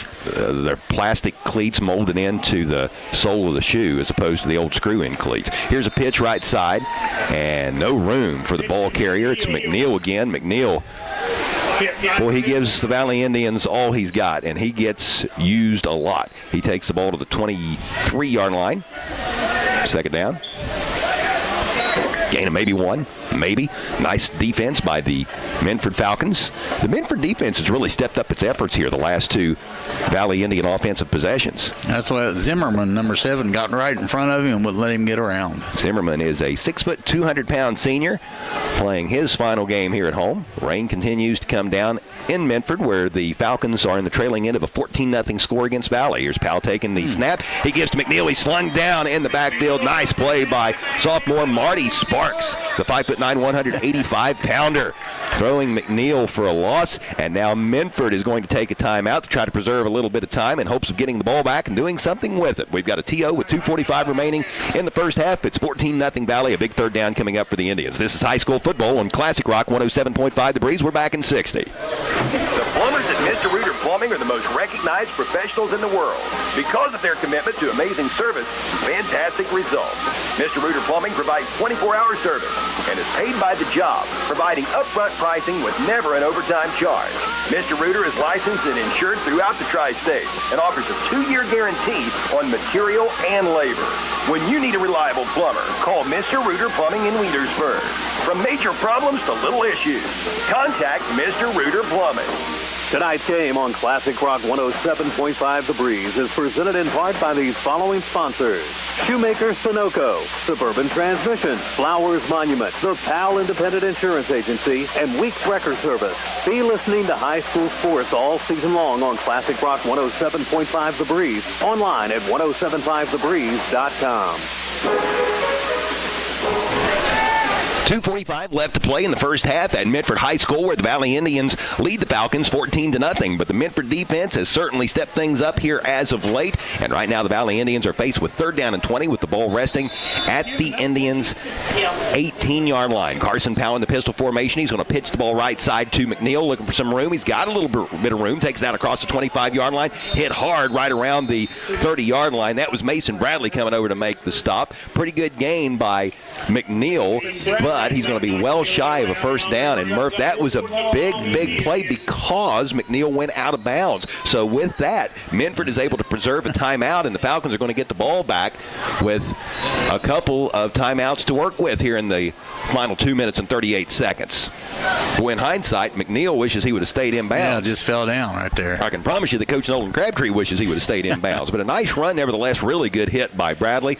It is going to be 4th down at the 29-yard line. Here is Jake and Rideout's punt. It hits at the 41-yard line, and it is going to be stayed away from by Mason Book, and he was very indecisive about whether or not he should pick up that football, and he let it roll very close to his foot. It looked like it rolled between his legs. A little close for comfort there. If you're not going to touch it, get away from it. But he saw the defenders beating down on him at the last moment. As much as he wanted to pick it up, he decided not to, and that's probably a wise call. So the ball is down at the 31-yard line. That's where the Minford offense will take over. Falcons have been struggling on offense. Only one first down, and their starting quarterback, Peyton Cottle, left the game a little earlier in this quarter with what appeared to be some sort of leg injury. Since then, Jeffrey Pica, other than just a few snaps taken by Curtis Glenn, has been in at the QB position. Pica is going to stay in there. He awaits the snap at his own 25-yard line. Here's Book in motion to the far side. He takes the handoff on the jet sweep, searching for some room right side. He is going to be gobbled up in the backfield and dropped for a loss. The first Valley Indian to get there was Tyler Carver, a 6', 190-pound sophomore, and he throws Book for a loss of 2 to bring up second down and 12 with the ball back at the 29-yard line. Tick-tock goes the clock as we come up on 2 minutes to play. Minford still with 2 timeouts, but the Falcons won't even consider using them unless they pick up a first down or 2 here on the next couple plays. Pica out of the gun, takes a snap. A design quarterback run. Got some room right side, bowling over defenders. He's going to fight his way for the first down and go out of bounds. Great play for 2 reasons. First, the hard run, the pickup of 12 yards, and getting out of bounds to stop the clock. Great effort by senior Jeffrey Pica. He's got a fresh set of 4 for his Falcons with 1:47 left to play before halftime. Boy, if Minford could get some points on the board here before going into the locker room at the break, what a spiritual uplift that would be emotionally for this ball club. That'd be a big boost for them. So the ball is on the right hash mark. 2 receivers to the left. 1 split wide to the right. There's a wing to the left. That's Sparks. He's going to slide over to the right side of the formation. Pica barks out the signals. He's got Shrike behind him. The snap goes to Pica. He turns around, hands to Randall Shrike. Shrike breaks it, and he is off to the races, up the middle, inside the 40, 35, 30, and he is going to be brought down at the 20-yard line. A touchdown-saving tackle by Valley's Aiden Wattell, but not before a ginormous gainer for Randall Shrike.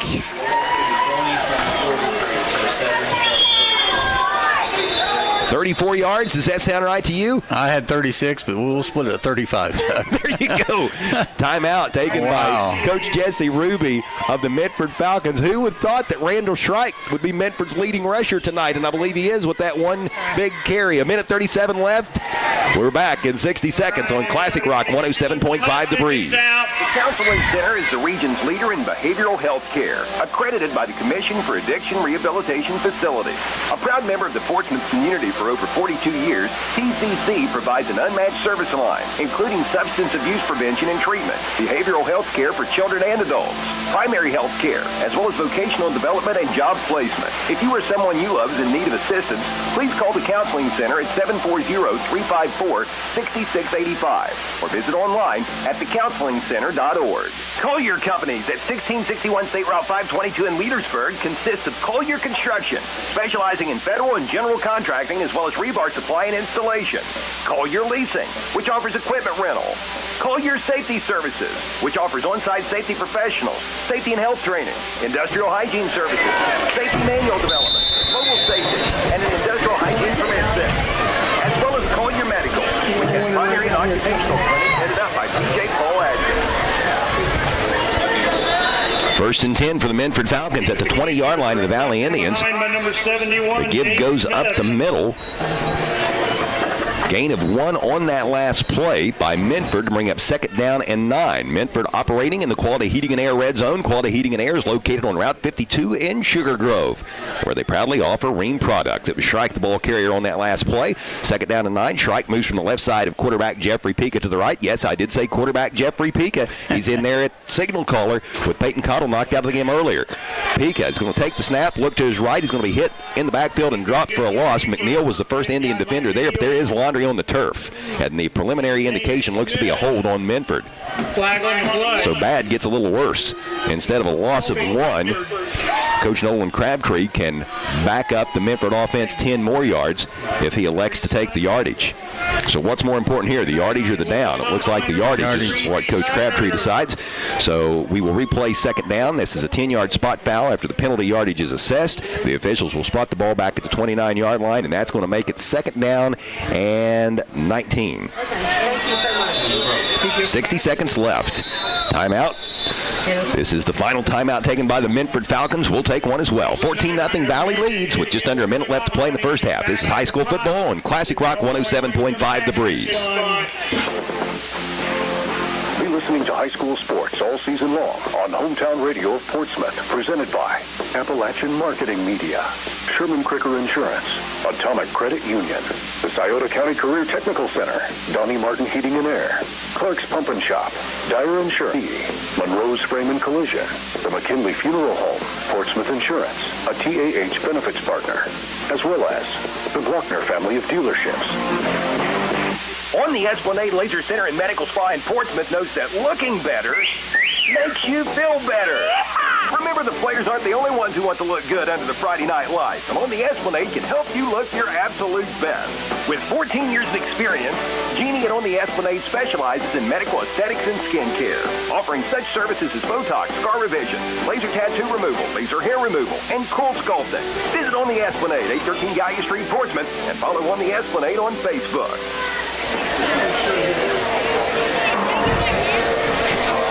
With 58 and a half seconds left to play in the second period in Minford, the Valley Indians lead the Falcons 14-0. I'm Chuck Greenslade along with Bill Murphy. Thanks for tuning in to high school football tonight on Classic Rock 107.5 The Breeze, regardless of whether you're listening only or watching, as this is the Appalachian Marketing Media Video Stream Game of the Week, available for your eyes on WNXTradio.com. It is second down and 19 for the Falcons, with the ball resting at the Valley Indians' 29-yard line.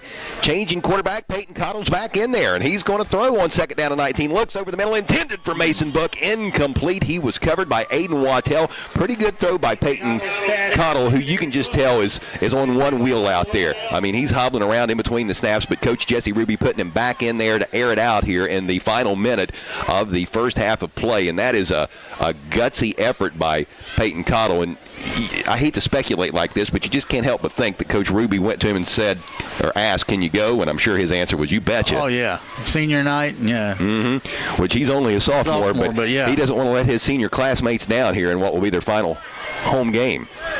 It's third down and 19 now. Cottle stays in there in the pistol with Pika behind him. Trips to the left, a receiver to the right, ball on the right hash mark. Long count. Cottle takes a snap, drops back, looking. It appeared as if he was trying to set up a screen. Nobody was there. Now he throws on the run. His pass is incomplete, intended for Jeffrey Pika. Pika was calling for the ball. He just couldn't bring it in. If he makes that catch, though, he has a little bit of room to run. But as it is, the incompletion halts the clock with 47.4 ticks remaining in this first half. It's fourth down and 19. I don't think that Coach Jesse Ruby would dare bring Miles Montgomery in for a field goal, would he? It looks like he is. Oh, my goodness. Wow, this is going to be an attempt of 40 yards plus. They're going to spot this ball at the 36. This would be a 46-yarder in the rain on a muddy field with the ball on the right hash mark. Could we see a fake? Peyton Cottle is the holder. Bear in mind, he's got a leg issue. Montgomery has got a strong leg. The snap is down. The kick is blocked, and it is picked up by the Valley Indians. On the recovery is Brendan Weiss. He's off to the races down the far side. Cottle will try to run him down and does so, but not before Weiss returns to block. Field goal attempt down inside the 25-yard line. Still 40 seconds left to play before halftime, and now all of a sudden, when it appeared that the final minute of the first half was going to be all about whether or not Minford could get some points before going into the locker room, that opportunity shifts over to the other sideline, and now the Valley Indians will have an opportunity for some points here before the turn. Man, speaking of turns, what a turn of events after that blocked field goal. Weiss was the one who recovered it. He was back there. There were actually two Valley Indian defenders who got back there. I don't know if Weiss made the initial block, but he was the one who advantageously picked it up and ran it all the way back to the 23-yard line of Minford. Valley has one timeout remaining, as does Minford. Two receivers and a wing to the right. Gabe McNeil in the backfield with Powell. He's going to slide over and line up as a slot receiver. 5 wide now. Powell comes in motion to the near side. Play action on the jet sweep. Pass over the middle. Nobody home. Incomplete. I'm not for sure if it was Zach Witt or Jakin Rideout who was the intended receiver. They were the closest two Valley Indians to that when the ball basically went in between them. But it falls harmlessly incomplete. Valley lives to play another down. It will be second down and 10 with 35.7 seconds remaining. Waddell was wide open over here, so must have messed the signals up there. He was going for a post, and Waddell was going for an out. All right. Somebody ran the wrong route, or the quarterback threw the wrong pass. We'll never know. Second down and 10. Ball on the left hash mark. Two receivers to the right. That's right out and Wattell. Two receivers to the left, one of which is McNeil, who comes in motion to the near side. Zach Witt is in the backfield with Powell. This is the design quarterback run. Powell's going to tuck it. He's going to go, tries to turn the corner, gets out of bounds. Colin Rice is there defensively for Minford to ensure that Powell didn't go any further, but Powell is able to take the ball down close to the 15-yard line, if not right at the 15, and he wisely got out of play to stop the clock with 28.9 seconds remaining. That goes for a gain of 7. It's third down and 3, ball right at the 15-yard line. With that, the Indians have moved into the Quality Heating and Air red zone. Quality Heating and Air is on Route 52 in Sugar Grove. Wattell, the lone receiver to the right, three receivers split wide to the left. Right out is the near receiver. McNeil in between the two, and the wide receiver furthest out to the sideline is Brendan Weiss. Right out comes in motion to the near side. He takes the pitch pass, and he's going to be hit and drop back at the 20-yard line for a loss. Really nice defensive play by Minford's Blake Skeens, the 6', 210-pound senior, making the stop for a loss of 5. And Valley letting the clock run. Still one timeout left. It's fourth down. It looks like Coach Crabtree is going to let it wind down and then make a decision on what to do on the final play of the half. 4 seconds, 3 seconds, and here comes the timeout with 1 second left. So will it be a toss to the end zone, or will it be what would be a field goal attempt of 36 yards? We'll find out on the other side of this timeout. We're back in 30 seconds. This is high school football on Classic Rock 107.5 The Breeze. Hi, I'm Gary Duzan of Portsmouth Insurance, a TAH Benefits partner. And I'm Jay Hazelbaker, president of TAH Benefits. Portsmouth Insurance specializes in helping local business owners with their employee benefits. We understand that operating a business can be stressful. Let us alleviate at least one of those worries for you. Portsmouth Insurance understands the health insurance marketplace, and our commitment to service and knowledge of both the personal and business insurance markets can give you peace of mind. For assistance with all of your employee benefits needs, call us at Portsmouth Insurance, 740-353-4105. 1 second left to play in the first half at Minford High School. I'm Chuck Greenslade along with Bill Murphy. Thanks for tuning in to high school football tonight on Classic Rock 107.5 The Breeze. This is the Appalachian Marketing Media Video Stream Game of the Week. The Valley Indians have a 14-0 lead on the road, and Valley has the ball faced with 4th down and 8, with the ball resting at the 19-yard line of Minford. Down and distance, not so much a factor here. This will be the final play of the first half, barring a defensive penalty. Carson Powell, the quarterback, talking with Gabe McNeil. Powell's going to line up in the shotgun with Powell to his left. 3 receivers to the left side of the formation. A tight end to the right. Powell takes a snap. He's going to heave it over the middle. Has Jaken Wright caught at the 4-yard line, but brought down shy of the goal line by Colin Rice. And that is going to bring a very competitive and entertaining first half to an end. Nice throw by Powell. Nice catch by Rideout, but a really good defensive stop by Colin Rice as Minford was in that bend but don't break defensive set. Anything shy of the goal line was fine, just not allowing Valley to cross into the end zone. That was the goal, and Minford's defense managed to pull through there. So we are at halftime. It is 14-0 Valley. Stay with us. We're going to take a 3-minute timeout and officially kick off the Holbrook's Hometown Pharmacy halftime show on the other side of this break. You're tuned in to high school football on Classic Rock 107.5 The Breeze. Hi, this is Gabby from People's Bank. I'm here to tell you about People's Bank's new CD special. It is so good, you need to stop by any People's Bank location today and ask your banker to tell you more. Or visit pebo.com. This special will not last long. People's Bank. Working together, building success. Member FDIC. Classic Rock. WNXT. Portsmouth. 107.5. The Breeze. Conley Trucking on Slocum Heights Road in Wheelersburg not only works with commercial businesses, but helps out residents as well. From big to small, Conley's hauls it all. Sand, stone, gravel, dirt, coal, and gray. For fill dirt or limestone, contact Conley Trucking, 776-7634. Employing over 60 local people. In business since 1975. The full fleet of 18-wheelers and dump trucks.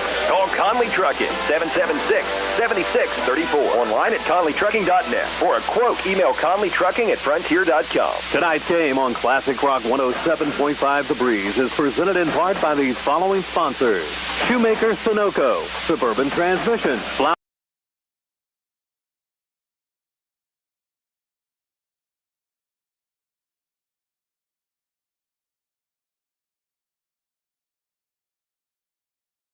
from the foundation to the doorknob.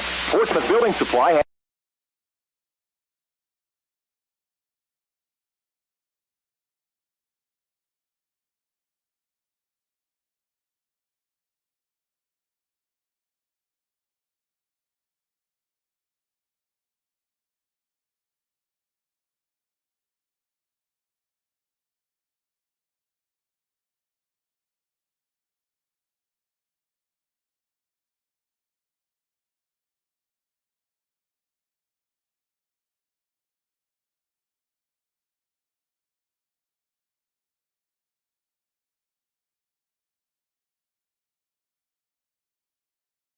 Up and Shop in Lloyd has Champs brand chicken and Hanger 54 pizza, as well as hand-dipped ice cream and drive-through service.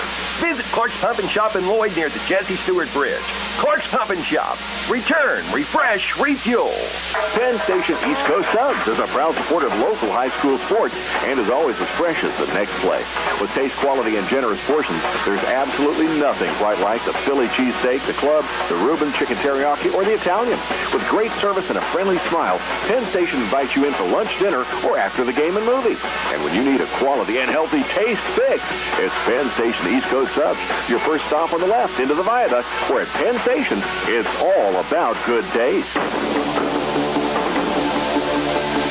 At halftime, the Valley Indians lead at Minford 14-0. Welcome to the Holbrook's Hometown Pharmacy Halftime Show. Being local folks themselves, Brandon Holbrook and his staff are proud supporters of local high school sports. The good people at Holbrook's Pharmacy will see to it that you won't have to wait long while your prescription is filled. They'll take the time to get to know you, explain your medication, and answer any questions which you may have. Holbrook's offers convenient drive-through service. They're open from 9 a.m. until 6:30 Monday through Friday and 9 to 1 on Saturdays. Visit Brandon Holbrook and his staff at Holbrook's Hometown Pharmacy, located at 37C Lucasville Minford Road in Lucasville. While high school football is the topic of conversation on this Friday night, Week 10 matchups and the playoffs starting next week, there's been a lot of other high school sports happening as of late. Checking boys soccer scores yesterday in Division III sectional championship games. Wheelersburg was a winner over Rock Hill, 8-0. The Valley Indians boys soccer team doubled up on Peebles, 6-3. South Point prevailed over West Union, 7-1. North Adams knocked off Portsmouth 8-0. Northwest defeated Belpre 8-0. Lynchburg Clay shut out West 6-0. South Webster was a winner over Chesapeake 8-0, and Ironton St. Joe was triumphant over Leesburg Fairfield 5-0. Again, those were Division III sectional championship boys soccer games played yesterday. In girls soccer yesterday in Division II sectional championships, Marietta knocked off the Gallia Academy 8-0. Jackson blanked Logan Elm 7-0, and Unioto was a winner over Fairland 7-1. In girls high school volleyball yesterday in Division III sectional championship matches, South Webster defeated Wellston in 3 games. Albany Alexander topped South Point in 3. Federal Hocking defeated West in a match that took 5 games to settle. Meggs was triumphant over Minford in 3 games. Wheelersburg was a 3-0 winner over West Union. Chesapeake defeated Peebles in 3. Adena was victorious over Valley in 3 games. Westfall knocked off Northwest in 3. Nelsonville York down Piketon in 3 games. North Adams prevailed over Fairfield in 4. And Southeastern Ross topped Northwest in 3 games. Again, those were Division III girls high school volleyball sectional championship matches, which were played yesterday. In college football last night, the Marshall Thundering Herd fell at home to James Madison 20-9. James Madison sacked Marshall's quarterback 8 times. That's never good. The Herd is now 4-3 on the season. Tomorrow in college football, what a matchup in Columbus. The 3rd-ranked Ohio State Buckeyes will host number 7 Penn State. That's the marquee game of the weekend. You can hear that one on Fox Sportsmouth AM 1260 and 95.7 FM immediately following the Saturday morning sports line with Scioto County's football coaches.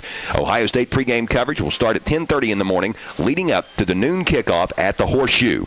As for other regional college football teams in action tomorrow, the Cincinnati Bearcats will entertain Baylor at noon.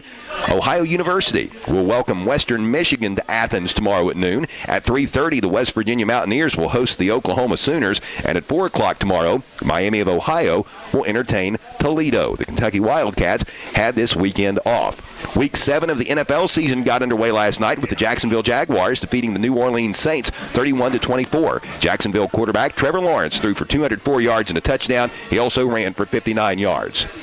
On Sunday, the Cleveland Browns will visit the Indianapolis Colts for a 1 o'clock kickoff. The Browns coming off that big big win over the San Francisco 49ers last weekend. I don't think anybody saw that one coming, especially with Deshaun Watson not playing. The Cincinnati Bengals, they fought back to get a big win last week over the Seattle Seahawks, evening up their record at 3-3. The Bengals are off this weekend. It's their bye. The NASCAR Cup Series will race at Homestead Miami Speedway on Sunday with the green flag set to fly at 2:30. In the NHL tonight, the Columbus Blue Jackets are entertaining the Calgary Flames. That one got underway at 7. We'll get an updated score on that one for you. We'll also check some Major League Baseball postseason scores when we return, as well as high school football scores from other games being played around the area. Here in Minford, it's 14-0. The Valley Indians lead the Falcons. This is the Holbrook's Hometown Pharmacy halftime show on Classic Rock 107.5 The Breeze. We're back in 3 minutes. Harris Floor Covering, located at 610 9th Street, Portsmouth, is the area's leading floor covering contractor. Harris Floor Covering has everything for your home or business, including resilient tile, sheet flooring, quarry tile, ceramic tile, outdoor floors, industrial floors, carpet, acoustic ceiling, underlayment, and more. Call Stephen Harris at 740-353-7959 or 740-352-9212. Harris Floor Covering, proud supporters of the youth of the area. Hi, I'm Gary Duzan of Portsmouth Insurance, a TAH Benefits partner. And I'm Jay Hazelbaker, president of TAH Benefits. Portsmouth Insurance specializes in helping local business owners with their employee benefits. We understand that operating a business can be stressful. Let us alleviate at least one of those worries for you. Portsmouth Insurance understands the health insurance marketplace, and our commitment to service and knowledge of both the personal and business insurance markets can give you peace of mind. For assistance with all of your employee benefit needs, call us at Portsmouth Insurance, 740-353-4105. Why is Southern Ohio Medical Center Urology Associates the perfect choice for you? It starts with the expert care of board-certified urologist Dr. Stephen Woolham, followed by a variety of procedures offered right in the office, which means no hospital stay and a quicker recovery. Along with general urology care, SOMC Urology Associates also offers the latest in advanced treatments for enlarged prostate, including urolift and aquablation, board-certified expertise, and the latest procedures in prostate care. SOMC Urology Associates is the perfect choice. Call us at 740-356-4URO today. Don't spend thousands of dollars on marketing that doesn't work. Appalachian Marketing Media can grow your business with targeted marketing strategies, tactics, and resources that actually do work, so you can get more clients and have peace of mind. Appalachian Marketing Media offers do-it-yourself packages where clients get a step-by-step social media plan with a one-time fee starting at $150, which includes customized social media graphics. And Appalachian Marketing Media offers social media management starting at $5.15 per month. Contact Appalachian Marketing Media on Facebook and learn more on their website. Be listening to high school sports all season long on Hometown Radio of Portsmouth, presented by Collier Companies, Little's Septic Service, Little's Grease Trap Removal, Little's Excavating, and Mr. Reuter Plumbing, Gamp's John Deere and Convenience Store, Conley Trucking and Conley River Terminal, Portsmouth Block and Portsmouth Building Supply, People's Bank, the Real Estate Gallery, the Counseling Center, and Hunter Williams Insurance. Gamp's Corner, Route 140 in Slocum, is the perfect way to start the day. The BP convenience store opens the doors at 5:30 with home-cooked breakfast, coffee, and that first smile of the day. Everything from groceries, pop, candy, bread, milk, or fertilizer. They've even got an ATM for fast cash. Starting at 11 o'clock, enjoy delicious homemade pizza cooked to order. And remember, the BP convenience store will also deliver your home heating, fuel, and kerosene. Your one-stop shop for everything is the BP convenience store, Route 140 in Slocum, where it's good and green, both sides of the street. 14-0, the Valley Indians lead at Minford. This is the Holbrook's Hometown Pharmacy halftime show on Classic Rock 107.5 The Breeze. Let's check scores from other games around the area. At halftime, Wheatersburg has a 21-7 lead over the West Senators. Ironton is up on Portsmouth 14-0 at the half. The East High Tartans have a 30-22 lead over visiting Notre Dame. They're only in the second quarter in Sciotaville. Those two have combined for 52 points. Man, what a game that must be. That can be heard on WNXT 2, by the way. Ironton and Portsmouth can be listened to on Fox Sportsmouth AM 1260 and 95.7 FM. Wheatersburg and West is being aired live on Mix 99.3. Elsewhere around the area tonight, Fairland has a 17-2 lead over Chesapeake. Eastern Pike is in front of Greene 35-0. Jackson leads Chillicothe 34-0. Rock Hill is up on Cold Grove 14-0. Waverly trails Mount Healthy 22-6. Westfall leads Piketon 14-6. And the Gallia Academy is up on South Point 21-0. Again, our halftime score, 14-0. Valley leads at Minford. This is the final week of regular season play across the Buckeye State. Everybody looking at the computer rankings as the top 16 out of each region qualify for the playoffs. How things stand heading into this final week are as follows. In Division 5, Region 19, Ironton is first, Fairland is second. The West Senators are 7th, Wheelersburg is 9th, South Point comes in at number 12, Portsmouth is 15th, Minford is 17th, Piketon is 19th, and Chesapeake rolls in at number 20. The Valley Indians are 17th in Division 6, Region 24. Coal Grove is 13th in Division 6, Region 23. In Division 7, Region 27, Eastern Pike is first. Notre Dame is 7th. South Gallia is tied for 10th. The East Tartans are 12th, and Sims Valley is 18th. In Division 4, Region 16, Waverly is 10th. The Gallia Academy is 9th in D4, Region 15. And the Jackson Ironmen are 3rd in Division 3, Region 11. Top 16 out of each region qualify for the playoffs. The top 8 will host a first-round game. The second-round games will be hosted by the higher seed. So if you can get in the top 4, then you would have 2 home playoff games, assuming you get past the first round. And once we get to round number 3, and hopefully we've got a few local schools that are fortunate enough to make it to the third round, then sites will be neutral, designated by the Ohio High School Athletic Association. So we'll cross that bridge when we get to it. I'm sure that a lot of people will be perusing the Joe Ital computer rankings later tonight and early in the morning. Mark Williams and I will be conversing about that with our area's coaches tomorrow during the Saturday morning sports line, which you can hear on Fox Sportsmouth AM 1260 and 95.7 FM. The Saturday morning sports line, an area tradition for 45 years. Listen to what Scioto County's high school varsity football coaches have to say about their players and teams. 14-0. Valley leads at Minford. We'll take a 3-minute timeout and be back to look at the first half stats. This is the Holbrook's Hometown Pharmacy halftime show on Classic Rock 107.5 The Breeze. Don't shop for tires at a dealer whose idea of selection is white wall or black wall. Head to the dealer who carries the brands you trust. Michelin offers safe, fuel-efficient, long-lasting tires that provide exceptional performance and extraordinary value. BF Goodrich tires are built for drivers looking for high performance and aggressive styling. Next time you need tires, get the selection you deserve. See Bob and George Tire Sales, routes 23 south of 52 west, downtown Portsmouth. Hi, I'm Jay Hash with Hope Source.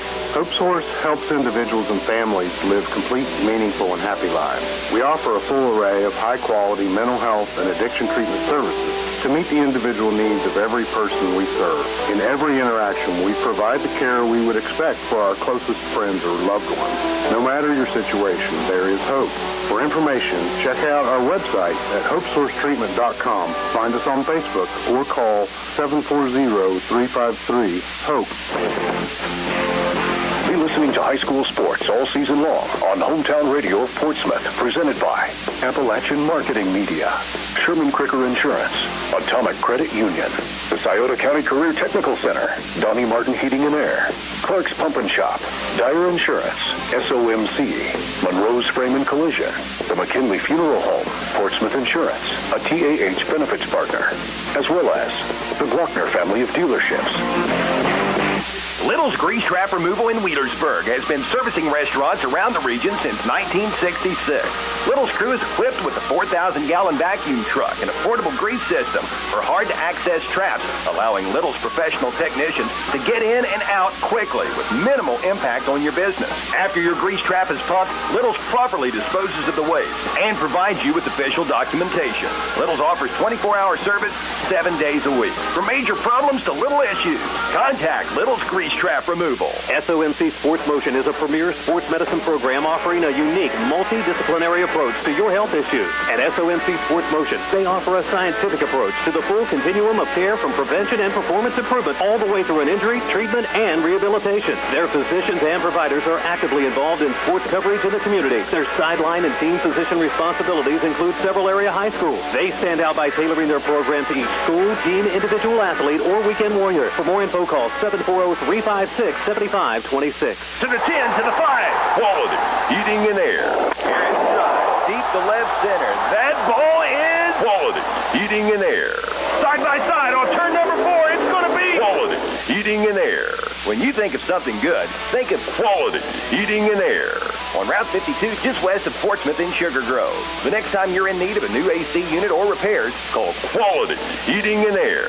740-858-4363. That's 740-858-4363. The Valley Indians have a 14-0 lead at Minford. We are at halftime, and you're tuned in to the Holbrook's Hometown Pharmacy halftime show. Being local folks themselves, Brandon Holbrook and his staff are proud supporters of local high school sports. The good people at Holbrook's Pharmacy will see to it that you won't have to wait long while your prescription is filled. They'll take the time to get to know you, explain your meds, and answer any questions which you may have. Holbrook's offers convenient drive-through service. They're open from 9 a.m. until 6:30 Monday through Friday and 9 to 1 on Saturdays. Visit Brandon Holbrook and his staff at Holbrook's Hometown Pharmacy, located at 37C Lucasville, Minford Road, and Lucasville. Checking a few other scores of interest in the NHL tonight, the Columbus Blue Jackets have a 1-0 lead over the Calgary Flames. They're in the second period in Columbus, and the Major League Baseball postseason continues. Game 5 of the ALCS is winding down. The Astros in the ninth inning have a 5-4 lead over the Rangers. That series is even at 2 games apiece. Game 4 of the NLCS just got underway. The Phillies and D-backs are scoreless. Philadelphia has a 2-1 series lead. Again, our halftime score, the Valley Indians have a 14-0 lead over the Minford Falcons. It's week 10 of the Ohio high school football season, the final weekend of regular season play. I'm Chuck Greenslate, along with Bill Murphy. Bill, let's go ahead and take a look at the first half stats. All right, we'll do Minford first. Jeffrey Pica wasn't expected to play tonight, but he's got 5 carries for 26 yards. Let's see what his name. Randall Shrika. He's third, number 36. He's got 3 carries for 45 yards. That one was like 36 yards he broke there. And then we got Book. He's got a -2 yards, 1 carry for -2. And Cottle has 4 carries for 1 yard. And passing, Cottle he's 3 for 7 for 22 yards. Bradley has 10 of those yards, and Pica has 12 of them. And next for Valley, McNeil has 14 carries for 44 yards. Rideout has 2 carries for 11 yards. Powell has 2 carries for 16 yards. And Powell is 4 of 7 for 48 yards. And McNeil has 5 of those yards. Waddell has 28 of those yards. And Rideout has 15. And it ended up being pretty easy. What'd you say? How long was it? It was late in the second quarter before they even got to, or was it the first quarter?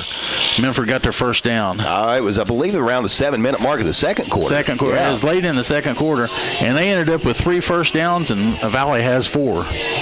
Boy, Coach Jesse Ruby has had to get creative tonight with a very, very lame Peyton Cottle. He entered the game with an ankle injury and then had a re-aggravated issue. Not for sure if it's the same deal or something completely different, but he's certainly not at full strength as far as his speed is concerned. Moved Jeffrey Peak at a quarterback. He has had to shuffle the deck, to say the least. And look who's out there, Miles Montgomery. He's out there. If he wouldn't have got blocked, he's showing that they make it. He's putting it on the roof back there, Chuck. Yep, the roof of the press box in the one end zone here at Minford High School at the football stadium. And when you can do that, that's a pretty good boot. And he is kicking these practice field goals here at halftime from the 28-yard line, which would make it 38 yards. And that's a pretty good distance for a high school kicker, especially in the type of conditions that we have here tonight on a natural grass surface.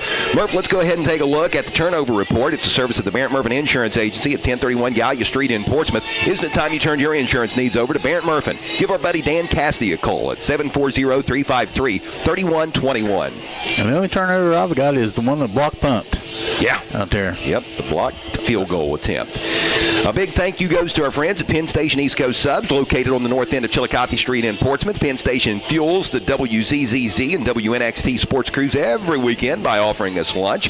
Visit Penn Station, where they are all about the freshness. Mark Williams and myself were having lunch there today when none other than Matt Miller, the owner of Penn Station, walked in, had some lunch himself. But, boy, my Dagwood wrap was on point today. On point today. That's good. Really, really good, as was the chocolate chip cookie. Don't forget to tune in to the Saturday morning Morning Sports Line tomorrow. We'll talk with Scioto County's football coaches. That starts at 9 o'clock on AM 1260 and 95.7 FM. And what a big day it was for Barber Auto Parts in Portsmouth. Be sure to listen for the Barber Auto Parts replay of the week, which can be heard all week long on Classic Rock 107.5 The Breeze, Mix 99.3, and Fox Sportsmouth AM 1260 and 95.7 FM. And visit the Barber Auto Parts location nearest you with stores in Portsmouth, Ashland, Chillicothe, and now Hillsboro. They had their annual Customer Appreciation Day at the Portsmouth location today, Mix 99.3, and Steve Hayes was there live to tell you all about it, but it sounded as if they had a very good time. This is the Appalachian Market Media Game of the Week, and just think, man, you could get this on video. That's right. This is a great game, and we've seen some television from Doug Brown out there in Otway that it is crystal clear, guys. Yep. It's something, if you got to try it out, nothing else, just watch a little bit of it. Our friends at Appalachian Marketing Media do an absolutely incredible job with the video side of it. I mean, it's second to none. There's a lot of video streams out there now these days, some of them done by schools and other entities, but their camera work is just really, really on point. The graphics that they've added with this being our inaugural season, doing a video stream game of the week, they have just been super to work with. We've got Jacob Bowe and Brandon Hass of Appalachian Marketing Media on the scene here with us tonight. They've been super to work with all season long. We are certainly appreciative of them. And yes, you can purchase a copy of the video stream game. Just call the WNXT and WZZZ studios during business hours, Monday through Friday. That's from 8 until 4, 740-353-1161. We'll give you the details. 14-0 is the halftime score. We're going to take a 60-second timeout and be back for the start of the second half. Valley leads at Minford by a couple scores. This is high school football on Classic Rock 107.5 The Breeze.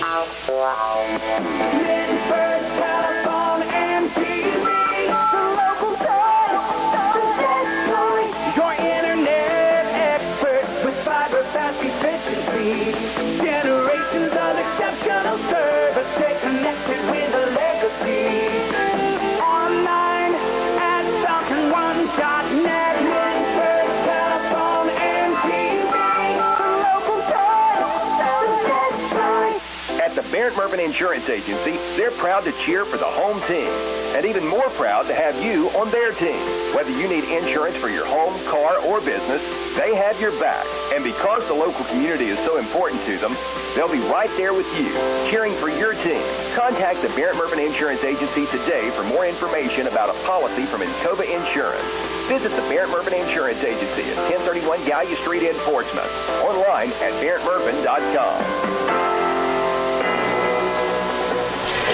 The Valley Indians lead at Minford 14-0 in the 2023 installment of the Lucasville Minford Road rivalry. We are just about set to get the third quarter underway. The second half kickoff is presented by Harris Floor Covering at 610 9th Street in Portsmouth, as well as Harris Outdoors at 616 9th Street in Portsmouth. Harris Floor Covering is the area's leading floor covering contractor that has everything for all of your floor covering needs. Give Stephen Harris a call at 740-353-7959 and visit Harris Outdoors for firearms and hunting equipment. The Minford Falcons will be booting the ball away to the Valley Indians to get the third quarter started. 14-0 Valley is where we stand. I'm Chuck Greenslade along with Bill Murphy. Thank you so much for tuning into high school football on Classic Rock 107.5 The Breeze. Stay with us following the game for the Minford Telephone, Minford TV, and Falcon One Internet post-game show. We will take a look at the final stats, including the Barrett Murphy Insurance Agency turnover report, and we'll give away all kinds of awards, including the Call Your Company's Roger and Snuffy Player of the Game, Monroe's Framing Collision Big Collision of the game, Gamps John Deere Outstanding Run of the game,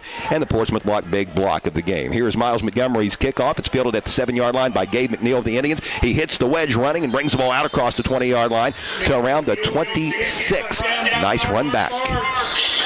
Marty Sparks down there for the Minford Falcons on kickoff to make the stop. It'll be 1st and 10 for the Valley Indians with the ball resting right around their own 26-yard line is where it was eventually placed by the officials. Shout out to the officials out there working hard in the cool temperatures and the rain that was falling from the sky back in the first half. It looks like that has eased up quite a bit. Maybe just a slight drizzle.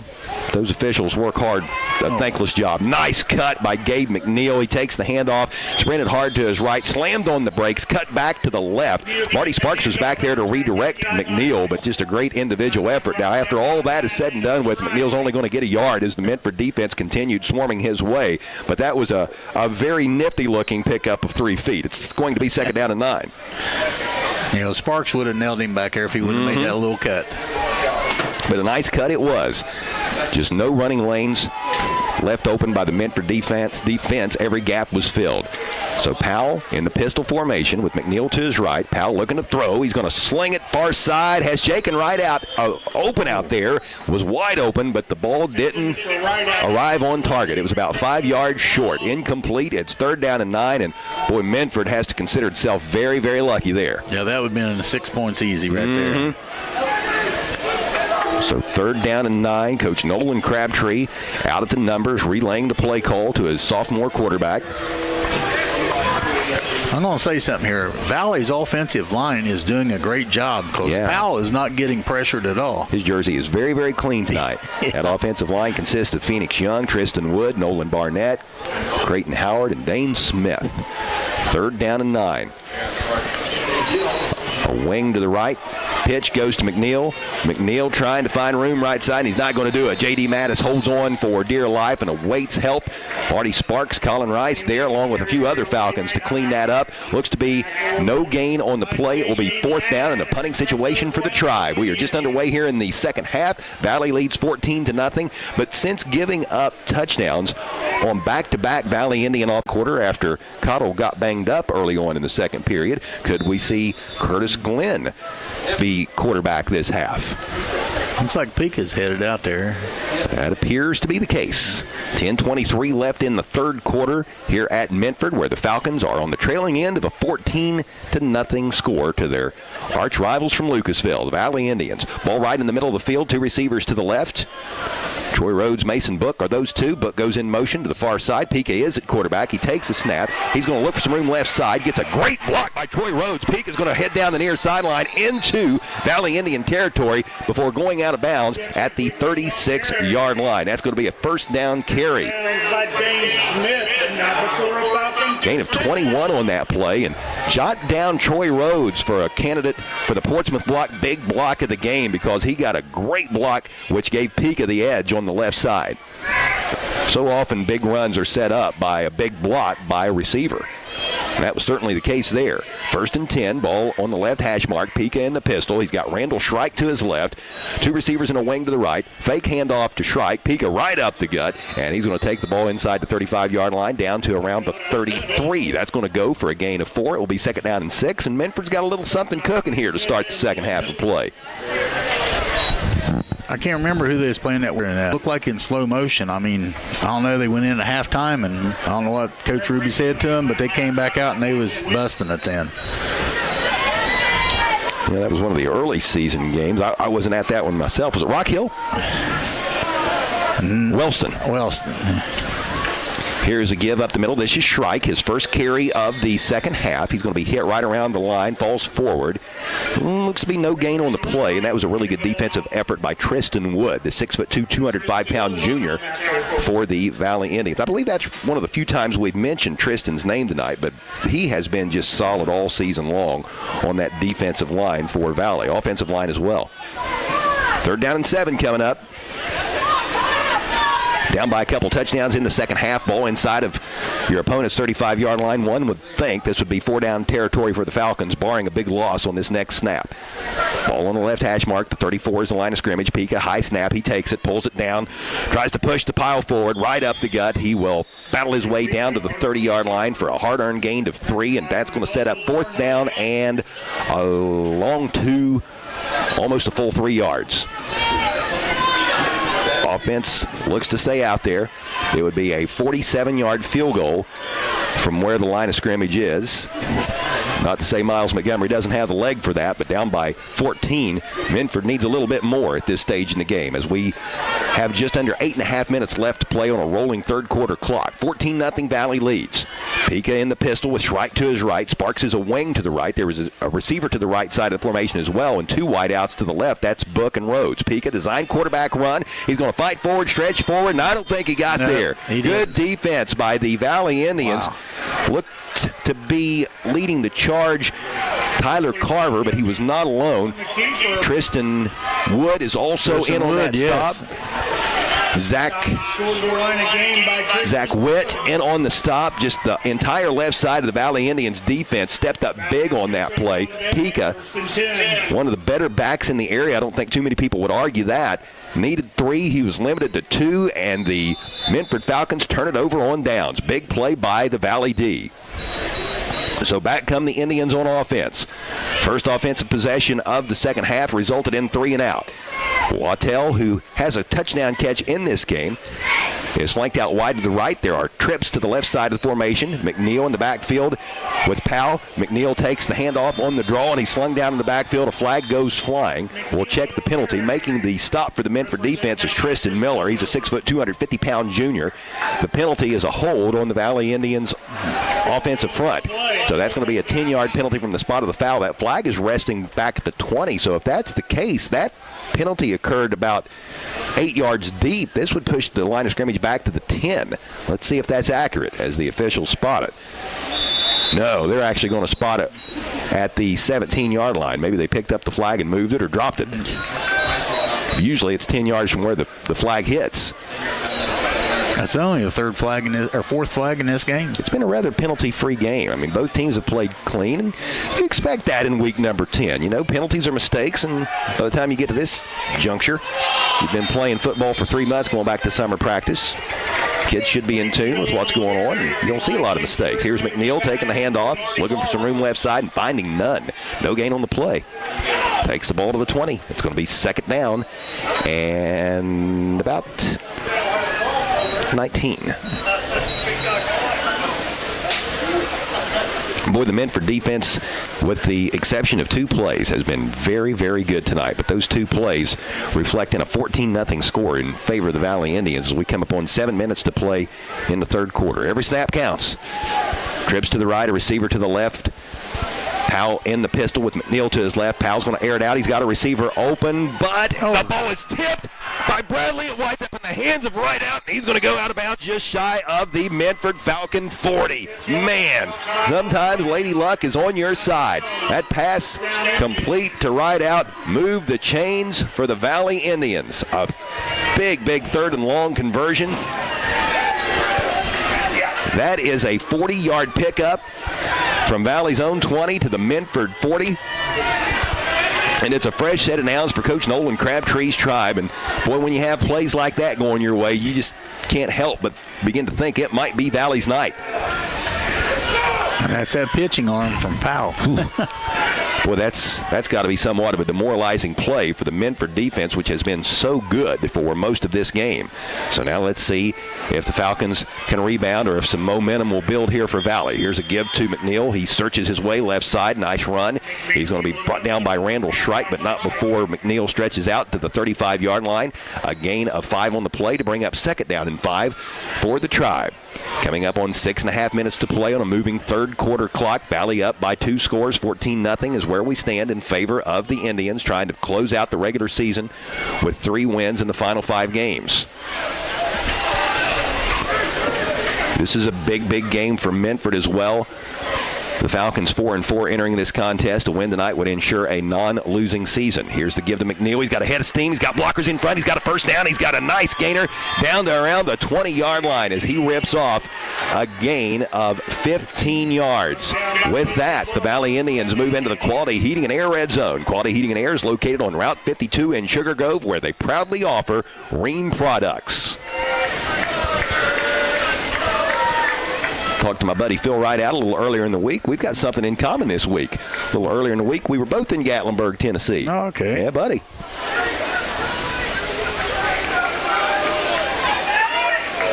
So many people go to that area at this time of year to check out the fall foliage. Well, boy, just here in the last 3 days, the leaves have turned here locally. Very, very pretty. I hope this rain doesn't knock the leaves off and we get a chance to enjoy a beautiful fall here over the next couple weeks. But the landscape here locally, very, very pretty over the past 48 hours, even with the rain today. McNeil was the ball carrier. He's going to grind out a gain of 1 to the 19-yard line. That'll bring up 2nd down and 9. Valley with the ball and a 2-touchdown lead at Minford. The Indians driving again. Coach Nolan Crabtree in his 2nd year as head coach. He was a longtime assistant prior to succeeding longtime coach Darren Crabtree, who guided the Tribe for over 30 years. Whistle sound, flag down prior to the snap. It's a full start, and this is going to go against the Valley Indians. Boy, there's a miscue that is kind of uncommon for the Valley Indians, or at least it has been over the second half of this season.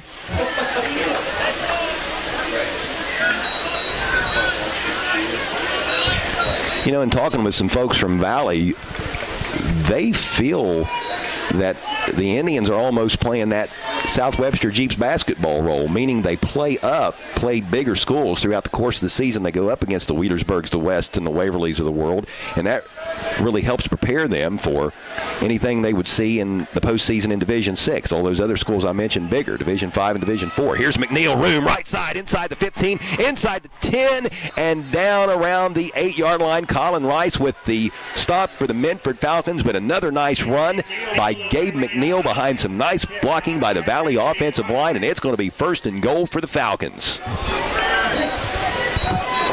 From the 19 down to the 8. A pickup of 11 for Gabe McNeil, and that's north and south, but he had to run laterally a long distance before he was able to cut up. Coming up on 4 minutes to play here in the 3rd period at Minford High School. He's a hard one to stop. He just puts his head down and plows over him. Yep. Not very big either, but he runs a whole lot stronger than what his size would indicate. Here's a fake to McNeil. Powell trying to find the edge right side, not going to do it. Really nice defensive stop. I believe that was Mason Book, yes, who made this stop. No gain on the play. 2nd down and goal from the 8. Coming up on 3.5 minutes to play in the 3rd quarter. Regardless of the outcome of this drive, the Valley Indians have milked a lot of clock, which has certainly taken some opportunities away from the Minford Falcons. Falcon offense has been on the sideline most of this second half. Here's McNeil bobbing and weaving his way. He tried to make one extra cut after he broke to his left. He tried to cut back to his right, and it looked like his footing slipped out from underneath of him, but he's still able to get 3 down to the 5-yard line where it will be 3rd and goal. I wonder if Powell took that last one just to give McNeil a break. You wonder. McNeil, how many carries is he up to now? 21. Whew. And we still have an entire quarter left to play. That's not out of the norm for him, though. Not uncommon at all. He is used a lot. And has been the entire season, going all the way back to the Thursday night season opener 10 weeks ago when Valley played at Portsmouth. Pistol formation. Here's carry number 22 for number 33, Gabe McNeil. He loses the football. It's down. And we've got our first legitimate turnover of the game. Recovered by the Minford Falcons, and coming away with the ball is Owen Blaine. A big moment for the senior in his final home game. 6'4", 290 pounds. Everybody loves to see a big guy with football in hand, and he's able to come away with it, and that stops this Valley Indian drive in its tracks. Well, boy, if Valley punches that in, it's a 3-score game, and the clock certainly not on the side of Minford. Now, this is a total game changer, new life for the Minford Falcons. Now, granted, they've got to start this drive deep in their own territory, but they still have enough time in the game to overcome 2 scores. 14-0 is where we stand. The Valley Indians on top with 2:32 left to play in the 3rd quarter at Minford High School in this Lucasville-Minford Road rivalry, the 2023 edition. Let's see if the Falcons can get something going. Here comes Peyton Cottle back into the game. That is going to slide Pika back to the deep back. Pika takes the handoff. He's got some room right side, and he falls forward to about the 8-yard line. That's going to go for a gain of 3. And boy, if he could have maintained his footing there, it looked like he had a little bit more. The field seems to be getting a little bit more slippery as the night wears on. Second down and 7. For the Minford Falcons, 4-4 entering this contest. They missed a game because Oak Hill had to cancel due to injuries within the program. So that's the reason they're a game light. Valley has played 9. 2-7 are the Indians entering the evening. Here's a give up the middle. This looks to be Pika again. And, boy, he fights his way out to the 10-yard line. And fight is the best adjective I've got to describe that. He twisted and turned his way and stretched the ball out to the 10-yard line. A lesser back would have been halted for maybe a gain of 1 or possibly even no gain. But he's able to grind out 2 here to bring up 3rd down and 5. And he had like 3 Valley guys on his back. Yep. He gave him a little bit of a ride there, but still good defense by the Valley Indians, limiting Pika to just a gain of 2. It's 3rd down and 5 with the ball at the 10-yard line. Minford's got to get out to the 15 to move the sticks. 1:20 left to play on a moving third-quarter clock. Valley up 14-0. Clock certainly becoming a factor in this contest. Pistol formation. Cottle back in there at QB. The deep back is Pika. 2 receivers each way. Play action. Cottle rolls to his right, and it looked like the ball slipped out of his hands as he tried to throw Mason Bradley's way, and that might have been a blessing in disguise for Minford because there was pretty good coverage on Bradley by Jake and Rideout. He might have been able to have made a break at that ball and gotten the pick, but as it is, it's incomplete. That brings up 4th down and 5 with 66 seconds left to play here in the quarter.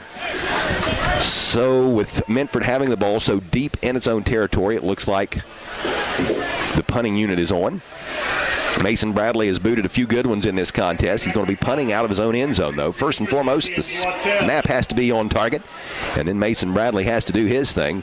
Blocker's got to hold up. We've already seen a field goal attempt blocked in this contest, but, man, look at Bradley. He lost his footing as he punted the ball. That's how slippery the field is. The ball is mishandled by Wattell. It's loose, and it looks like Jake and Wright out of the Valley Indians manages to recover around the 40, I think, and the officials concur. But, boy, that was a flurry of football follies there for a moment. First with Mason Bradley, the punter. As soon as he raised his leg, he went flying and landed flat on his back, and that's a footing issue because of the wet field. And then the wet ball ricocheted off the chest of Valley return man Aiden Wattell, and thankfully for the Indians, Jake and Rideout was in the right place, right time. So he recovers this Hope Source recovery fumble at the 39-yard line of Minford going in. Start your recovery today by calling 740-353-HOPE. Ball on the right hash mark. Powell takes a snap, gives to McNeil, looks for some room, left side now, cuts it up, and takes the ball to the 36-yard line. Gain of 3, it'll be 2nd down and 7. Nice job by the Minford secondary coming up and making the stop. That was Colin Rice getting that tackle, 2nd down and 7. I really like how Colin Rice plays. He's a scrappy player. He had some big hits in the Northwest game earlier in the year. He's a 6-foot-tall, 190-pound senior playing his final home game. A loss does not guarantee that either one of these teams wouldn't make it to the playoffs. A win doesn't guarantee a postseason appearance either, but I don't think any of them have any chance whatsoever of playing at home next week. Both 17th in their respective regions entering this game. Top 16 go. Here's a give to McNeil up the middle. Nothing. Wesley Zimmerman helping with the tackle, but the first Falcon there was Owen Blaine, who recovered that fumble a little earlier by Valley. Another Hope Source recovery fumble. Big thanks to Hope Source. Again, don't forget to start your recovery by phoning Hope Source at 740-353. With Hope Source, there is hope. And that's going to do it for the 3rd quarter of play. To the 4th we go in Minford, where the Valley Indians have a 14-0 lead over the Falcons. We're back in 60 seconds. This is high school football on Classic Rock 107.5 The Breeze. The Counseling Center is the region's leader in behavioral health care, accredited by the Commission for Addiction Rehabilitation Facilities. A proud member of the Portsmouth community for over 42 years, TCC provides an unmatched service line, including substance abuse prevention and treatment, behavioral health care for children and adults, primary health care, as well as vocational development and job placement. If you or someone you love is in need of assistance, please call the Counseling Center at 740-354-6685 or visit online at thecounselingcenter.org. Be listening to high school sports all season long on Hometown Radio of Portsmouth, presented by Collier Companies, Little's Septic Service, Little's Grease Trap Removal, Little's Excavating, and Mr. Reuter Plumbing, Gamp's John Deere and Convenience Store, Conley Trucking and Conley River Terminal, Portsmouth Block and Portsmouth Building Supply, People's Bank, the Real Estate Gallery, the Counseling Center, and Hunter Williams Insurance.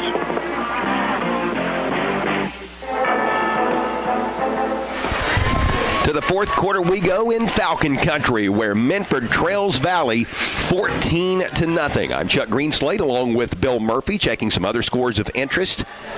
The Wheelersburg Pirates now lead the West Senators 28-7 in that winner-take-all Southern Ohio Conference Division II title matchup. The Ironton Fighting Tigers have a 21-6 lead over the Portsmouth Trojans. Again, 14-0 is our score entering the final period. 3rd down and 7 coming up for the Valley Indians, who have the ball at the Minford 36-yard line. Ball placed down on the left hash mark. There was a receiver to the left, 2 receivers in a wing to the right. Play action. Powell looking right side for Aiden Wattell, who makes the reception, has the first down, slips away from one would-be tackler and takes the ball down inside the 20-yard line before going out of bounds at the 17. That's a 20-yard pickup, a first down for the Tribe, and with that, Valley has advanced the ball into the Quality Heating and Air red zone. Nice play. Powell and Wattell have hooked up several times in this contest. 2 20-yard passes and an 8-yard pass. Wattell got the scoring started here tonight, had a 20-yard TD reception back in the first half. That was a 4th down play for Valley as well. Here's McNeil as Valley goes back to the ground game, searching for some room right side. He'll push the pile forward inside the 15-yard line down to the 14. Gain of 3. 2nd down and 7 coming up for Valley. Brought down by Skeens. Don't forget to tune in to the Saturday Morning Sports Line tomorrow, beginning at 9 o'clock on AM 1260 and 95.7 FM. Mark Williams and I will be talking with Scioto County's varsity football coaches, and then we'll make way at 10:30 for the start of our Ohio State football pregame coverage, with the 3rd-ranked Buckeyes having a big noon kickoff tomorrow against 7th-ranked Penn State. All that on AM 1260 and 95.7 FM tomorrow. Here's McNeil back at it, right side, nothing this time, no gain on the play. Mason Book, one of the first Falcons there. Last Falcon to get up off the pile is none other than Owen Blaine, who has been very active here in this second half. It's 3rd down and 7. Especially when you recover a fumble. Yeah. He got all excited there, and he should. As he should have. Senior in his final home game, and possibly his final game, period. Talk about on pins and needles. I mean, that's got to be somewhat anxiety-causing for the seniors anyway, for both Minford and Valley. Doesn't have that many seniors, but still, not knowing whether or not this is going to be a win or loss. Here's Powell, designed quarterback run. Flag goes flying, and Powell's going to be knocked out of bounds right at the line of scrimmage for no gain, but let's check the penalty. The preliminary call is a hold on Valley. What an arm by the official. Did you see where he threw that flag? Yeah, he tossed that baby a good solid 15 yards, 10 yards downfield, and he must have some lead in the bottom of that thing. He must, or he's got a laser rocket arm. Boy, shout out to these officials. I know I made that reference back in the first half, but there have been 3 games this season affected for Scioto County teams because of a lack of officials. West and Waverly, Valley and Cold Grove, East and Green all had to move their games to other dates. The West and Waverly game earlier this year, the Valley and Cold Grove game moved from Friday to Saturday. Last week, the East and Green game was moved back to Thursday because of a lack of officials. There's just not that many of them out there. So, I think I speak for a lot of people involved in high school athletics. I implore the fans, as much as you want to berate officials when a call doesn't go your team's way, they're just people out there doing their best, and they don't make a lot of money. They don't make enough to justify some of the verbiage that is tossed their way. We've got a delay of game on the Valley Indians. That's going to be an additional 5-yard penalty tacked on top of the holding call. So all of a sudden the Indians have things going in reverse. This will push the ball back to the 29-yard line, and it's going to be 3rd down and a country acre.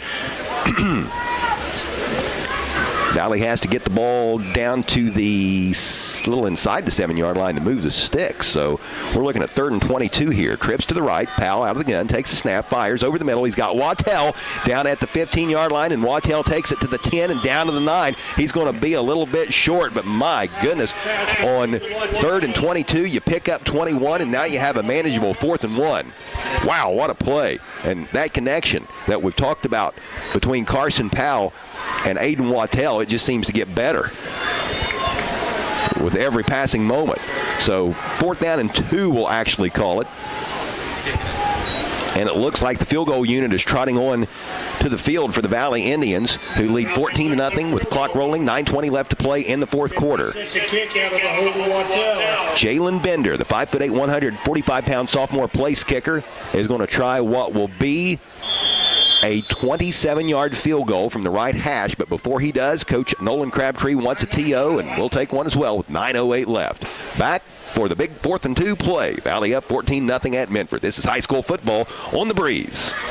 At Clark's Pub and Shop in South Shore, you can fuel your tank and your tummy. Just how do you like your chicken? Crispy or crunchy? It's a deep-fried fact. When you put them together, you won't be disappointed. Come grab some crispy, crunchy chicken to fuel that hunger. Available at Clark's Pub and Shop in South Shore. It's just a crunch around the corner. Clark's Pub and Shop in South Shore also offers breakfast sandwiches, pastries, coffee, cappuccino, soft drinks, snacks, candy, and more. Food's always savory, facilities always spotless. Clark's Pub and Shop. Return, refresh, refuel. With 9:08 left to play in the bowl game, the Valley Indians have a 14-0 lead at Minford. Jalen Bender is on to try a field goal seemingly on 4th down and 2 with the ball resting at the 9-yard line. The ball will be kicked from the right hash mark. It will be spotted at the 16, making this a 26-yard attempt for Bender. Wattell will hold. Snap on target. Spot down. Kick up. It's on its way, and it is through the uprights and good. And with that, Valley has stretched this lead to a 3-possession advantage. 17-0 Tribe with 9:04 remaining. There's been a change on the scoreboard, and changes happen quick, especially when you get your tires changed at Bob and Floyd's on Chillicothe Street in Portsmouth. We're back in 30 seconds. This is high school football on Classic Rock 107.5 The Breeze. Atomic Credit Union presents Tap to Pay, the simple, safe, and speedy way to pay for your on-site purchases. With Tap to Pay, there's no need to swipe or insert your card at the checkout. Just look for the contact-free symbol and tap your card against it. That's it. You're done. Visit any Atomic branch for same-day debit and credit cards. See atomiccu.com. Federally insured by NCUA. Classic Rock WZZZ Portsmouth. This is 107.5. 17-0. The Valley Indians now lead the Minford Falcons with 9:04 left to play in the ball game. Checking other scores of interest, the East High Tartans have a lead over Notre Dame in Sciotoville. That game can be heard on WNXT 2. The Wheelersburg Pirates lead the West Senators 35-7 on Mix 99.3. Here is the kickoff by Queen, fielded at the 14-yard line by Mason Bradley. Bradley brings the ball back to the center of the field, working his way toward the near side numbers. Gabe McNeil with a nice tackle at the 25-yard line. A return of around a dozen on the run back by Mason Bradley. And now the clock might be a bigger ally for the Valley Indians than anything. Certainly not in the favor of the Minford Falcons, trailing by 3 scores with 8:57 left to play. Murph, let's go ahead and check the scoring drive. It's a service of Nancy Hawk at the Real Estate Gallery with locations in Wheelersburg and Portsmouth. For all of your real estate needs, phone 574-9902 or log on to realestategallery.com. 9:04 left in the 4th quarter. 8 plays, 60 yards. Stopped off with a Jalen Bender field goal. 26-yard field goal was good. It's 17-0 Valley. Peyton Cottle in the pistol formation with Shrike behind him. Bunch trips to the left. Cottle goes right side, making a nice reception is Mason Book, who is able to adjust his body to make the catch and then go out of bounds just shy of the 30-yard line. Gain of 4 on the play, 2nd down and 6. Clock rolling with 8:42 left. Bunch trips again for the Falcons to the left side of the formation. Book wide to the right. Shrike behind Cottle. Cottle play action. Little pump fake looking for Book, and this pass out of bounds too far. Great coverage by Aiden Wattell of the Valley Indians. It's going to be third down. Wattell could not have covered Book any better on that play. And Wattell has a little bit of a height advantage. He is 6'1", whereas Mason Book is 5'9", and Wattell utilized that height advantage perfectly on that last play. Pretty good throw by Cottle. He threw it in a place where if anybody was going to catch it, it was going to be Book or it was going to be incomplete. Option of an interception was not there. Kudos again to Peyton Cottle for just being out there. He's been battling an ankle injury the last couple weeks. He was battling one entering this game, got banged up again in the second quarter, and has since returned. But you know he's just not at full strength. Trips to the left, a receiver to the right. Cottle rolling under duress. He's going to be hit and brought down at the 31-yard line. Not a sack because he did manage to gain a couple yards, but it's going to be fourth down. Tackled by Tyler Carver, assisted by Tyler Carver came over to make the stop for Valley. First Indian there. So fourth down and 4 coming up, and Coach Jesse Ruby's going to take a timeout prior to this snap. It's do or die, really, at this point for the Falcons. If they want to have any hope of getting back into this game trailing by 17, they've got to convert here on fourth down to keep this drive going. We're going to take a timeout as well. A 30-second TO. This is high school football on Classic Rock 107.5 The Breeze. F-150, Bronco, Maverick, or Mustang. Valerie Ford is your trusted source for new and pre-owned Ford cars and trucks. For over a century, Valerie Ford remains committed to treating customers to a no-hassle buying and service experience. So order your new Ford from Valerie's today. See our complete inventory at ValerieFord.com. Valerie Ford, we're laughing at big city prices.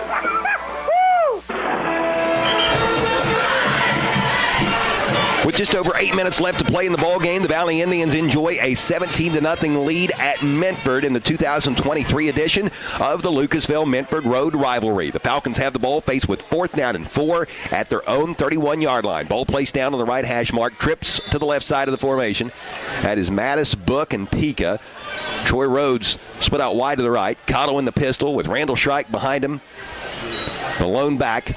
Cottle's going to swing it out to Pika. Little inside receiver hitch, and he's got the first down. Pika still running across the 40, across the 45-yard line, and dives forward across the 50 into Valley Indian territory, taking the ball to the 47. Nice play. That's a gain of 22, and Minford converts on fourth down and 4 to keep faint hopes alive. Saying there's a chance. Minford right back to the line of scrimmage. Same formation as the play before. Cottle takes the snap, fakes the handoff to Shrike, rolls left side, bounces it out, gets a nice block from Book, makes one man miss. Cottle still on his feet, and he takes the ball inside of the inside of the 45-yard line to the 44, and then a late flag. There's flags after the play. So perhaps a little extracurricular, or somebody went beyond the whistle. Let's let the guys in the stripes sort it out. Pointing Valley's way.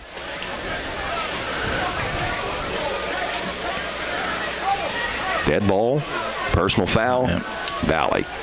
So tack on 15 more to the 5-yard run by Peyton Cottle. Well, one of the Valley Indian defenders from the secondary came up, and it was an Olay type of situation. He was going for a kill shot on Peyton Cottle, and Cottle did a nice little sidestep there.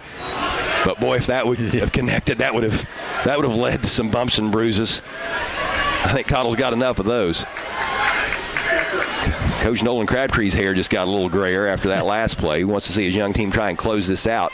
Up by 17. Here's Cottle up the middle. He's got some room. Cuts it back inside the 15-yard line, inside the 10, and down to around the 7. Nice play by quarterback Peyton Cottle. Out there playing with a bum leg. Gain of, let's see where they spot it, at the 8. Give him 21 yards on that carry. First and goal for the Falcons. For the first time tonight, they're in the Quality Heating and Air Red Zone. Quality Heating and Air can be found on Route 52 in Sugar Grove. Here's Pika up the gut, fighting hard down to the 5. This will go as a gain of 4 if it stands, but a flag went flying right as the ball was snapped. It's a false start on Minford.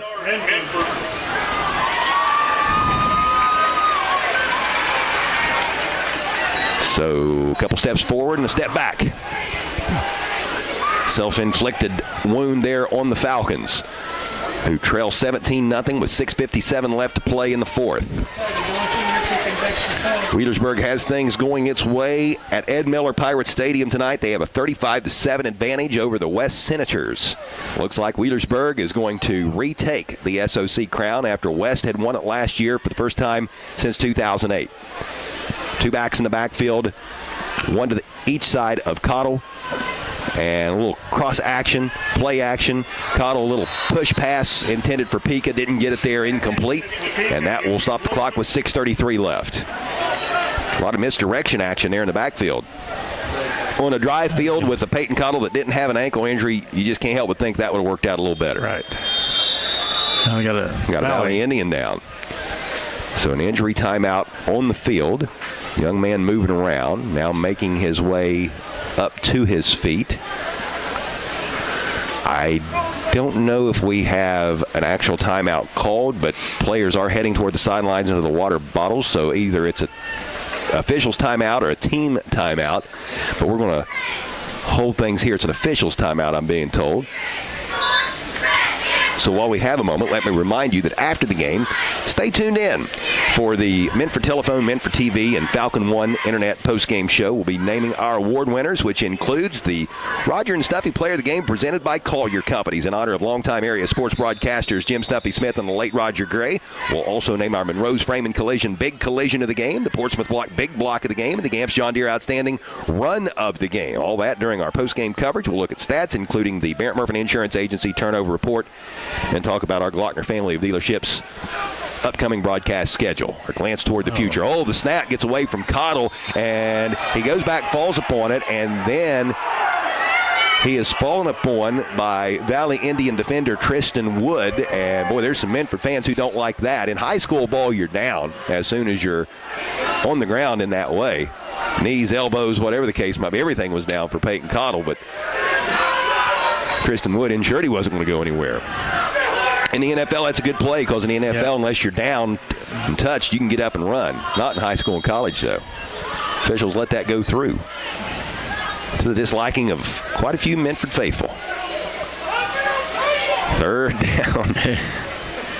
Remember what I said about not berating officials earlier? Third down and long for the Falcons. Cottle rolls to his right, fires, and his pass incomplete, intended for Troy Rhodes. I think Aiden Wattell might have gotten a hand on that. Yeah, he did. Nice job by Wattell. He's been good on both sides of the ball tonight. Offensively as a receiver and defensively in the secondary. Had good coverage a little earlier on Mason Book, and a pass break up here. We've got a hold on Minford. That should be declined, I would think, and it is. So now it's fourth down. So the ball is placed down at the 25-yard line.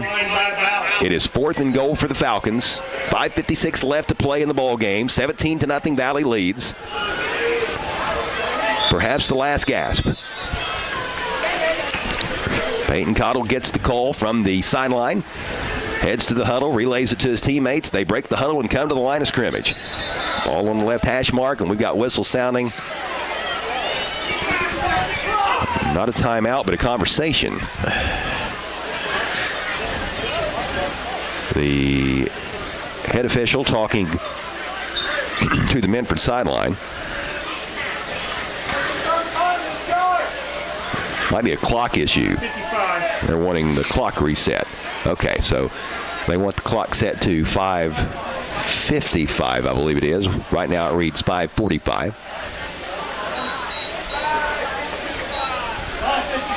We got it, thank you. So they're in the process of getting that taken care of. You never know. 10 seconds might make a difference. It sure might. It really might. Well, we got a little second here. When Cottle was running over here, a long way back, about 4 or 5 downs ago, he could have went out of bounds and took it easy, but he stayed in bounds and took a couple hits right there. Yep, that's a showcase of his toughness, that's for sure, trying to grind out those extra yards. Down 17-0, and not fully healthy. That says a lot about your sophomore quarterback. 4th down and goal from the 25. Cottle takes a snap out of the gun, fires over the middle looking for Mattis, and that pass is intercepted off of the ricochet. Right out, tipped it into the hands of Braxton Conaway, who brings it back along the near sideline, cuts it back to the 35-yard line, across the 40, still going and out of bounds around the 45-yard line.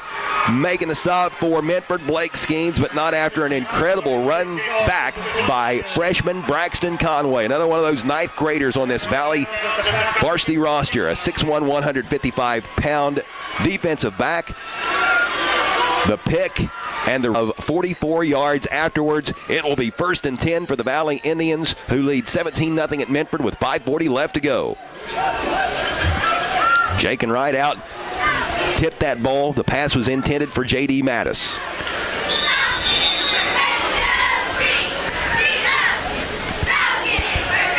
So Valley breaks the huddle, comes to the line of scrimmage, ball on the left hash mark, pistol formation, 2 receivers and a wing to the right, a receiver split out wide to the left. The handoff goes up the middle to Gabe McNeil, cuts it back across the 50 into Minford territory and brought down at the 46-yard line by Colin Rice, but not before he rips off a gain of 9 to bring up 2nd down and 1. Nice blocking that last play by the Valley offensive line. Good run by Gabe McNeil.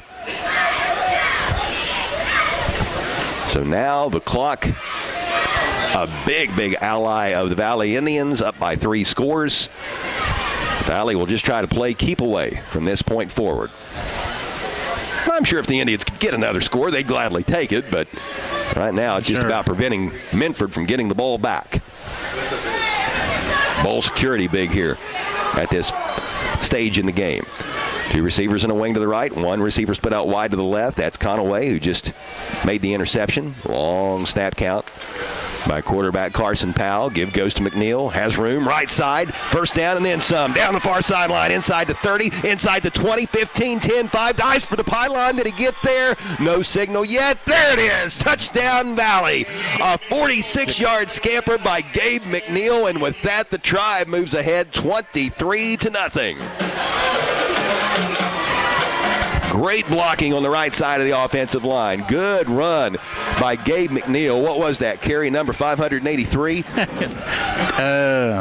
27. 27 touches. And on the 27th one, McNeil, the sophomore, finds pay dirt. And that pretty much seals the deal with 4:37 left. Change in the score. Changes happen quick, especially when you get your tires changed at Bob and Floyd's on Chillicothe Street in Portsmouth. Here comes Jalen Bender. He hit a field goal earlier in the game of 26 yards. Now trying the point after. It is up. It is good. It's 24-0 Valley. We're back in 60 seconds. This is high school football on the Breeze. Collier Companies at 1661 State Route 522 in Leadersburg consists of Collier Construction, specializing in federal and general contracting as well as rebar supply and installation. Collier Leasing, which offers equipment rental. Collier Safety Services, which offers on-site safety professionals, safety and health training, industrial hygiene services, safety manual development, mobile safety, and an industrial hygiene permit center.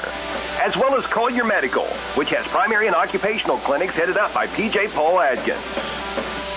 Tonight's game on Classic Rock 107.5 The Breeze is presented in part by these following sponsors: Shoemaker Sunoco, Suburban Transmission, Flowers Monument, the PAL Independent Insurance Agency, and Weeks Record Service. Be listening to high school sports all season long on Classic Rock 107.5 The Breeze, online at 1075thebreeze.com. 24-0, the Valley Indians lead at Minford with only 4 minutes and 37 seconds left to play in the ball game. The Valley Indians are looking to defeat Minford for the first time since 2020. Valley won back in 2020, 15-14 in a game played in Lucasville. Valley is on its way to winning at Minford for the first time since 2015. 8 years ago. That's a stretch. It is. Boy, you think all these freshmen and sophomores on this Valley roster, they were in elementary school the last time Valley won here. 2nd, 3rd grade. Here's the kickoff by Queen. A pooch kick going to be fielded at the 25-yard line by Minford. And on the run back, I believe, is Mattis, J.D. Mattis. He's hit around the 40 by McNeil. all these carries by Gabe McNeil, but he's been playing on defense. He's been playing on kickoff. Yes. The guy never gets a break, and every down takes a lot out of you. But when you're running out there on kickoffs and punts, you're talking about 40, 50-yard sprints. That really exerts a lot of energy. So, kudos to his toughness and his physical condition to do that. After this first down snap, we'll slide in our scoring recap, courtesy of Nancy Hawk at the Real Estate Gallery with locations in Wheelersburg and Portsmouth. Trips to the left, a receiver to the right. Cottle staying in there at quarterback with Pika behind him. Quick swing pass left side intended for Book, short. Book taps his chest, though, to say, my fault. He might have run the route a little deeper than what he felt he should have. It's going to be 2nd down and 10. As promised, here comes your scoring drive. Nancy has offices in both Wheelersburg and Portsmouth for all of your real estate needs. Give her a call, 574-9902, or log on to realestategallery.com. 4:37 left in the fourth quarter. 3 plays, 55 yards. McNeil topped it off with a 46-yard touchdown run. Bender's kick was good. It's 24-0 Valley. 3 receivers to the left and 1 split out wide to the right. Cottle awaiting the snap. 4.5 minutes to play. 24-0 Indians in front. Here's to give to Pika up the middle. Hit right around the line of scrimmage and drop there. Boy, the Valley Indian defense has been very, very stout against the run and, for that matter, the pass this evening. Kristen Wood in on that. One of the first Indians there was Dane Smith. It's 3rd and 10. No gain. Wesley Zimmerman is going to line up as a receiver to the right. J.D. Mattis, Mason Book, and Troy Rhodes wide to the left. Cottle in the pistol with Pika behind him. The moments for the Minford seniors playing on their home field are growing fewer. Here is Cottle taking the snap. Pressure coming under duress, and he's going to be sacked back at the 28-yard line. McNeil was there. I don't know if you credit him with that sack or Valley's Nolan Barnett. Both were there. You might give them each a half. Barnett is a 6-foot sophomore, 195 pounds. Big loss on the play. Back to the 31-yard line. Was that a 9-yard loss? Yep, it'll be 4th and 19. Clock rolling with 3:20 to go. Punting unit on, Mason Bradley, the punter. Making sure everybody is in the huddle where they should be. Now, the last time he punted, if you recall, he lost his footing and landed hard on his back. And I can't help but attribute the wet field conditions for that. Snap is beautiful. The snapper's been really good for Minford tonight in these wet conditions. And look at that. Yeah, it's a high punt, shanked, and it's going to hit at the 41-yard line of Minford and backspin to the 40. So this is going to go as a 9-yard punt. And again, conditions. And you know what I think? I think he realized what happened the last time, and I don't think he really got into it that much. Yeah, maybe he didn't want to lose his footing, so he was a little bit more tentative and didn't get into it like he normally would during dry conditions. So good field position for the Valley Indians, but as we had mentioned the last time the Tribe offense was out there, it's not necessarily about scoring at this point. It's just about keeping the ball away from Minford. That's right. Run the clock down. That's it. Wind it up, wind it down, close it out.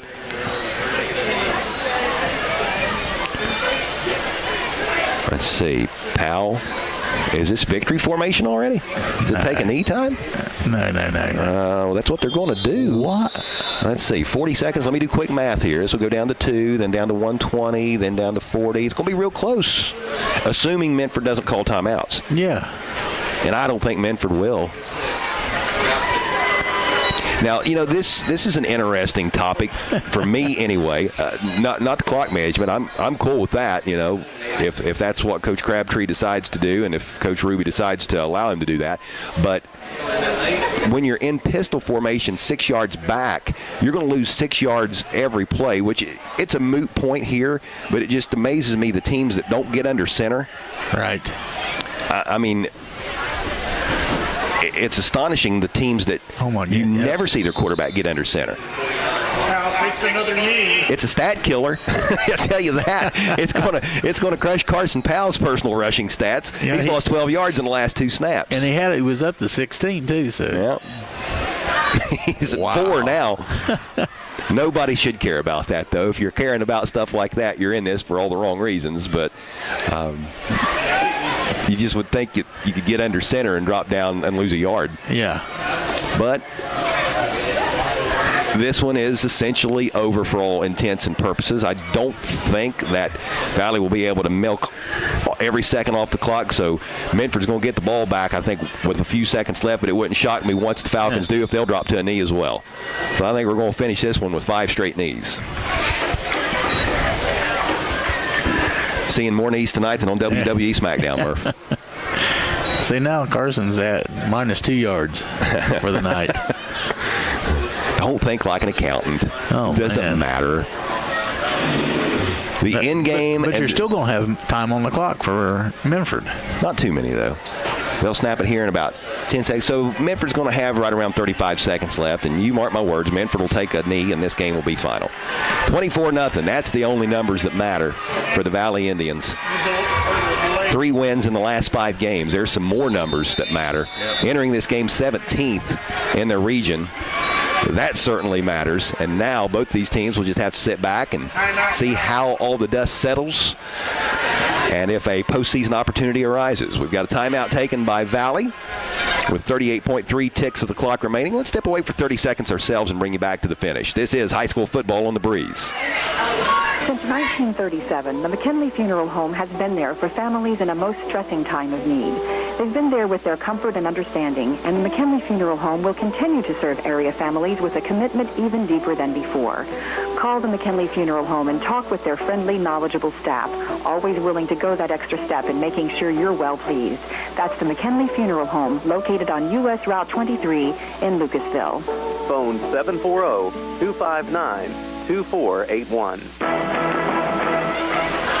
38.3 ticks of the clock left here in Minford tonight, where the Valley Indians have a 24-0 lead. 4th down and, I don't know, a couple miles. Valley's going to punt it away. Laying into the punt is Isaiah Clark, and beautiful punt. Aiming for the old school coffin corner, as announcers used to refer to it. We've got some extracurricular stuff going on after the play, back where the ball was punted. This is back around the 20-25 yard line. Evidently a few players got into it after that beautiful punt by Isaiah Clark. And you hate to see that. All that sportsmanship here down the stretch. Valley taking a knee, and then you have some tempers flare. Didn't see it till it had already pretty well wound down. But right, I wasn't either. I was watching the ball bounce down there. The officials certainly saw it. There's laundry everywhere. Personal foul, dead ball on Minford, and it's just going to be on the Falcons. So that'll be a 15-yard penalty. So that'll give Minford a little better field position to take a knee. 32.7 seconds left. Post-game coverage after this one. That was a nice kick. That was a beautiful kick by Isaiah Clark. He's a 5'11", 150-pounder. Guess the grade? Freshman. What's that go out at the 4-yard line? Looks like the 5, yeah. But then they're going to assess 15 onto it. Should anyway. Unless they forgot. No, it's against Minford. It's going to be that's right. It's going to have the distance. Yeah. So let's see. If the ball went out at the 5, then that would take it to the 2.5. Now, it might have went out at the 10, and they possibly already assessed the half the distance. That's what it looks like here, yeah. I'm guessing that's what occurred. So evidently the punt went out at the 10. Half the distance takes it back to the 5. Now, if Peyton Cottle takes a knee from where he's at, it could be a safety. So he at least needs to inch up another yard or two. Maybe Jeffrey Peak is going to get one more carry in his Minford career. But before that occurs, we're going to have whistle sound. A Minford player is going to have to exit the game. Don't know if that's an equipment issue or what the deal is there. But that is going to be Blake Skeens come out of the game. Nice sportsmanship by Aiden Wattell there of Valley, who gave him a high five as he ran off. 32.7 seconds left. Here is the snap to Cottle. Pika up the gut. Nice hard run by Pika. Let's see if Minford ends it on that. Pika takes the ball to the 9. Gain of 4. Making the stop for Valley is Jose Maldonado, a 5'9", 200-pound sophomore. 15 seconds left. Minford going to try to get off another play. Falcons at the line. Taking their time. 5 seconds. I think they'll concede. Yep. That's it. Line up, shake hands. Good game, good game, good game. Valley Indians get the victory tonight, 24-0 your final score. Valley back on top of the Lucasville-Minford Road rivalry for the first time since 2020 and for the first time since 2015. The Indians have won in Minford. 24-0. That is a wrap. Post-game coverage coming your way next. We're going to step away for 3 minutes. This is high school football on Classic Rock 107.5 The Breeze. Monroe's Frame and Collision and now Wheel Alignment knows that good luck on the field can sometimes turn into bad luck in the parking lot. Well, if that happens to you, just know that Monroe's Frame and Collision is there from big bangs to little dings and have been doing it for 30 years. Monroe's commitment to you, the customer, is evident when you speak with any one of the Monroe's technicians or staff. Monroe's makes you feel as comfortable as possible and are always readily available and happy to answer any of all questions and your inquiries.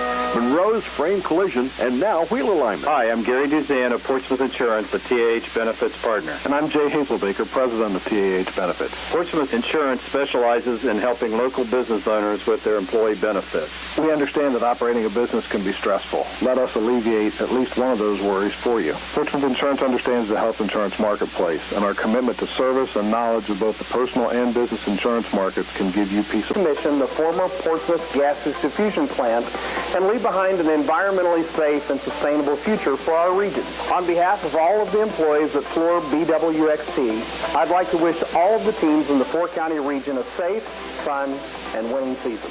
On the Esplanade Laser Center and Medical Spa in Portsmouth knows that looking better makes you feel better.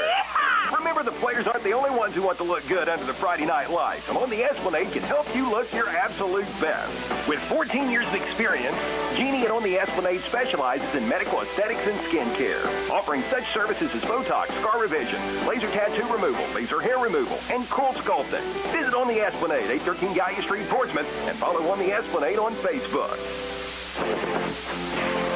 Be listening to high school sports all season long on Hometown Radio of Portsmouth, presented by Appalachian Marketing Media, Sherman Cricker Insurance, Atomic Credit Union, the Scioto County Career Technical Center, Donnie Martin Heating and Air, Clark's Pump and Shop, Dyer Insurance, SOMC, Monroe's Frame and Collision, the McKinley Funeral Home, Portsmouth Insurance, a TAH Benefits partner, as well as the Glockner family of dealerships. Holbrook's Hometown Pharmacy, your locally owned Health Mart pharmacy, believes you should be treated like a person, not just another number. Health Mart pharmacist Brandon Holbrook always takes the time to get to know you, explain your medication, and answer any questions you may have. Brandon takes pride in knowing his customers by name and providing the service you would expect from a trusted friend. Visit Holbrook's Hometown Pharmacy, your locally owned Health Mart pharmacy, at 37C Lucasville Minford Road in Lucasville. Health Mart, caring for you and about you. It's time for the Minford Telephone Minford TV postgame show. Now let's go back to our game site for the wrap-up of tonight's game.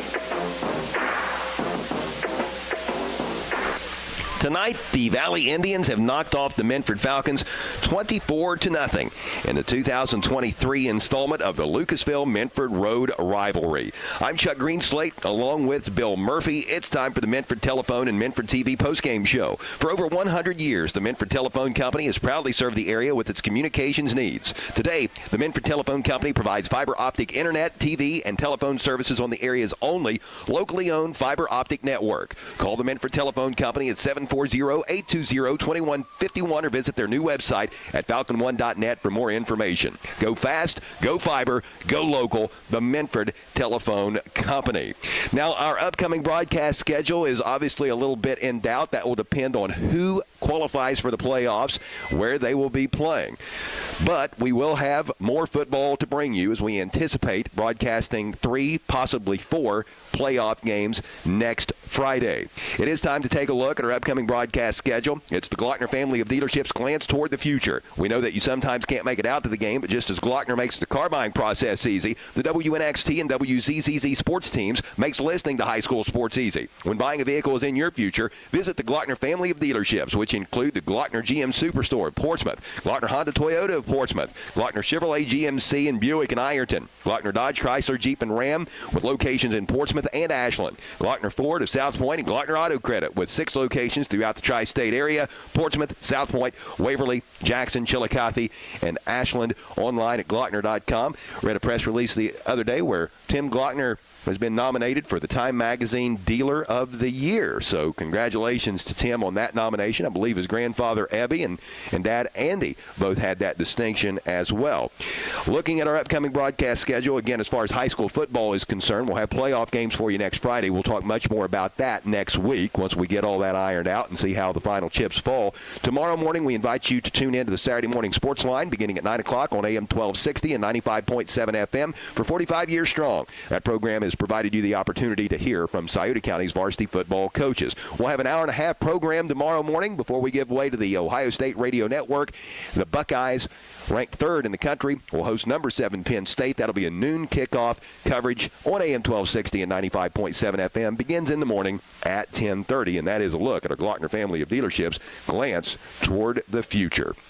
24-0, the final in this one. Valley gets the win at Minford. Bill, if you're ready with stats, we'll go ahead and take a look at the final figures from this contest.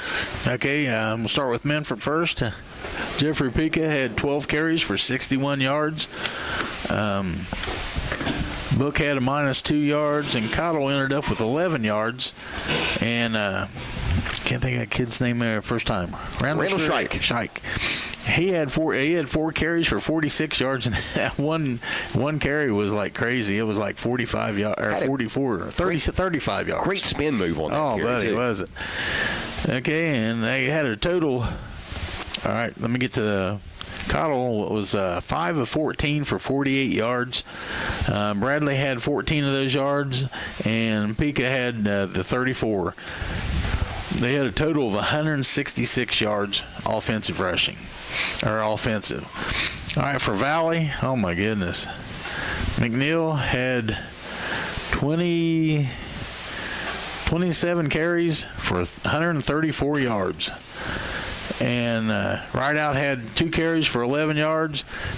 Powell ended up with 6 carries for a -2 yards, which that's not his fault there. But also Powell was doing great passing the ball. He was 7 of 11 for 129 yards.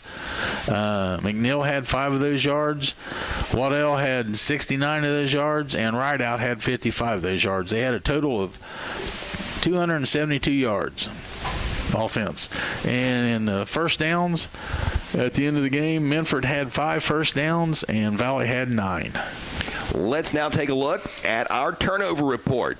The Barron Murphy Insurance Agency turnover report. The Barron Murphy Insurance Agency can be found at 1031 Gallia Street in Portsmouth. Isn't it time you turned your insurance over to Barron Murphy? Give Dan Cassidy a call at 740-353-3121. Okay, I'm trying to recap here. A lot to recap in the second half. All the turnovers were in the second half. Yeah. Is 2:32 in the third quarter. Blaine recovered a fumble, and he's a senior for Minford. And then at 55 seconds in the third quarter, Rideout intercepted the ball. Intercepted it. And then at 4 in the fourth quarter, 5:40 left in the game. What's his name? Conway. Yeah, Braxton Conway intercepted that one on like about the 1 or the 2 yard line and ran it back to the 45. Yep, 44-yard INT return. So business picked up as far as turnovers were concerned in that second half. Again, the final score, 24-0. Valley gets the win at Minford. The Indians close out the season with a really solid second half of the regular season, winning 3 of their last 5 games, and they came within a point in double overtime last week of winning 4 of their last 5. So the team has certainly improved as the season has gone on. Right now they are 3-7. They finish up 2-3 in SOC Division II play. The Minford Falcons go to 4-5 with tonight's setback. When we return, we'll take a look at other final scores from around the area, and we'll soon be getting to the awards. 24-0, Valley gets the victory in Minford tonight. This is the Minford Telephone, Minford TV, and Falcon One Internet postgame show on Classic Rock 107.5 The Breeze. We're back in 3 minutes. Telephone and TV, local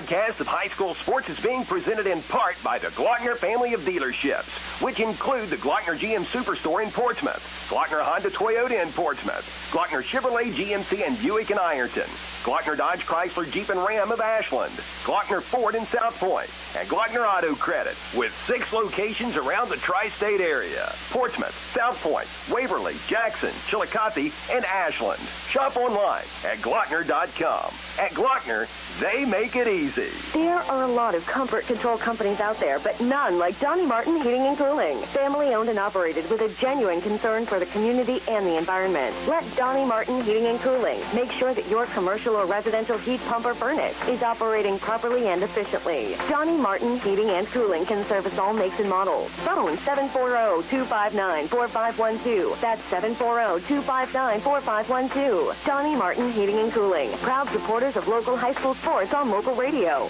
Solomon Norman is a senior football player from West who is in the welding program at the Scioto County Career Technical Center. Solomon says he really enjoys attending the Scioto County CTC. It's fun, meeting new friends, and then welding, hide and seek, and egg and pig. After school, Solomon wants to be a pipe fitter. The Scioto County CTC, a proven path for building a better future. Learn more at sciototech.org. When you need limestone, contact the Conley River Terminal at 5150 Gallia Street in Portsmouth, right along US 52 near Sciotaville. The Conley River Terminal has stockpiled limestone, which makes a great base for driveways and patios. Stop in or call 776-7634. Success starts with a great foundation, and nothing makes a better base than limestone. Contact the Conley River Terminal at 776-7634. Online at conleytrucking.net. Hi, I'm Nancy Hawk, the owner of Real Estate Gallery. I'm inviting you to contact any of our professional realtors for all of your real estate needs, or visit our website at realestategallery.com. Real Estate Gallery Incorporated, Portsmouth and Wheelersburg. Real Estate Gallery, we'll be there every step of the way. Real Estate Gallery.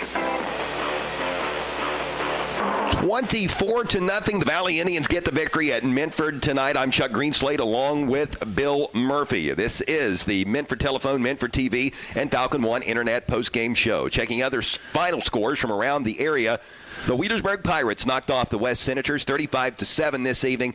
Wheelersburg is the 2023 Southern Ohio Conference Division II champion. The Ironton Fighting Tigers take down the Portsmouth Trojans 21-6. That game might have been a little bit more competitive than a lot of people would have thought, but I did not think the Trojans would be in all of Ironton going into that game. Never intimidated. The Trojans always wind up putting up a fight against their arch rivals from down the road.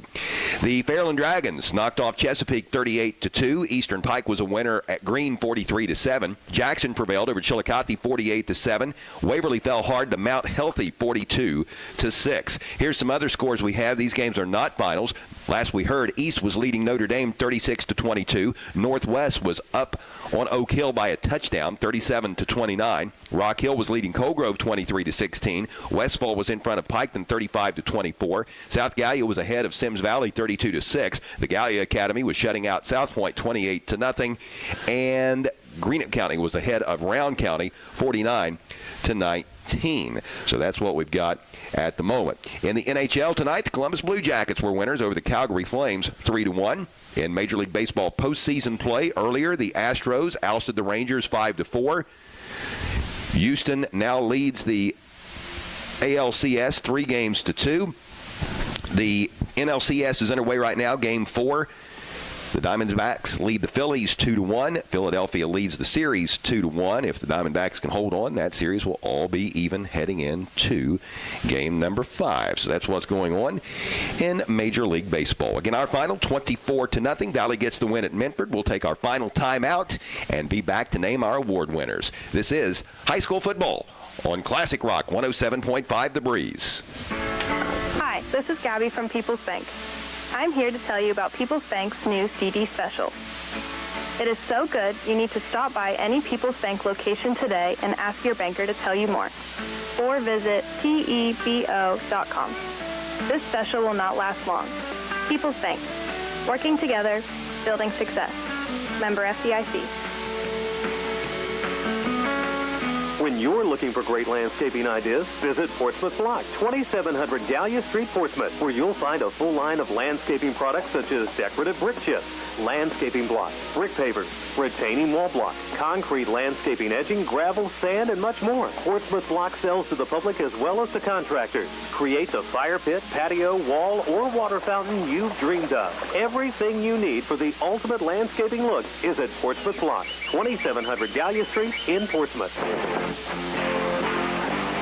Be listening to high school sports all season long on Hometown Radio of Portsmouth, presented by Collier Companies, Little's Septic Service, Little's Grease Trap Removal, Little's Excavating, and Mr. Reuter Plumbing, Gamp's John Deere and Convenience Store, Conley Trucking and Conley River Terminal, Portsmouth Block and Portsmouth Building Supply, People's Bank, the Real Estate Gallery, the Counseling Center, and Hunter Williams Insurance.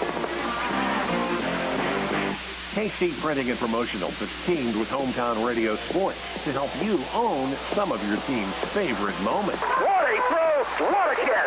Open for a three. Got it! Most games heard on WNXT and WZZZ are recorded and archived and can be put onto a sports-friendly, state-of-the-art flash stick available for you to purchase. To inquire about purchasing a game heard on WNXT or WZZZ, call 740-353-1161. Tonight, the Valley Indians are triumphant, defeating the Minford Falcons 24-0 in Minford. I'm Chuck Greenslade along with Bill Murphy.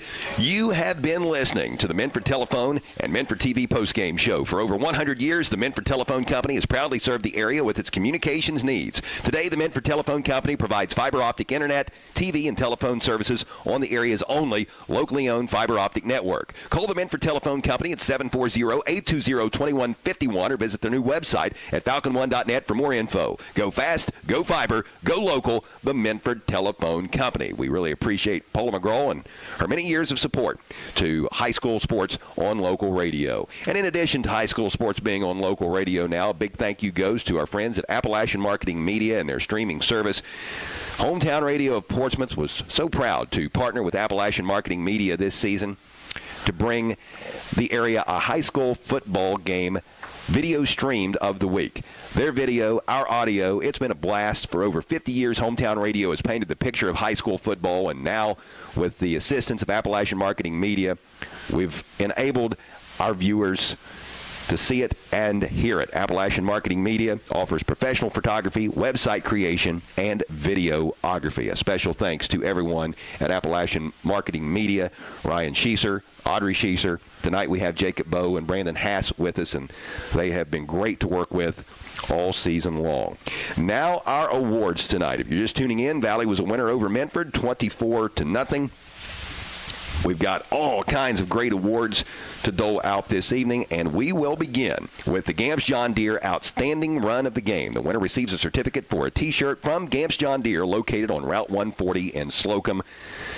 Tonight, it's Aiden Wattell of Valley, and Murph, we went a little outside of the box on this one.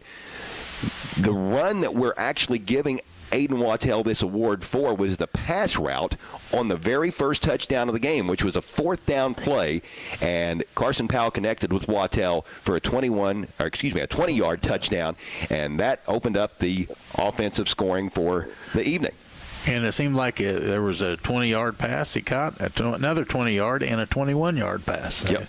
It was a post route, and it was a good night for Aiden Wattell. He's going to get himself a Gamps John Deere T-shirt because nothing runs like a deer. The Portsmouth Block, big block of the game, is our next award. It's presented, obviously, by Portsmouth Block at 2700 Gallia Street, as well as Portsmouth Building Supply at 1740 Gallia Street, both located in Portsmouth. And the big block of the game, same as the big run of the game, is going to go to a receiver, Minford receiver Troy Rhodes. He had an incredible downfield block on a big Jeffrey Pika run. Yeah, he was down there, and what else can you say? Jeffrey Pika needed a block, and he was there and put it on him. Congratulations to Troy Rhodes, our Portsmouth Block big block of the game recipient. Next up, we've got the Monroe's Frame and Collision big collision of the game. The winner receives a T-shirt designating him as the big hitter of tonight's contest. This courtesy of Kevin Monroe. This young man has tallied one of these awards before. He's a big-time hitter. Minford's Colin Rice. He came up early on in the game and really delivered the lumber. He is our Monroe's Frame and Collision Center big hitter of the game. I mean, if we went back and listened to everything, I don't know how many times you called his number out. Really, really nice game for Colin Rice and a good career.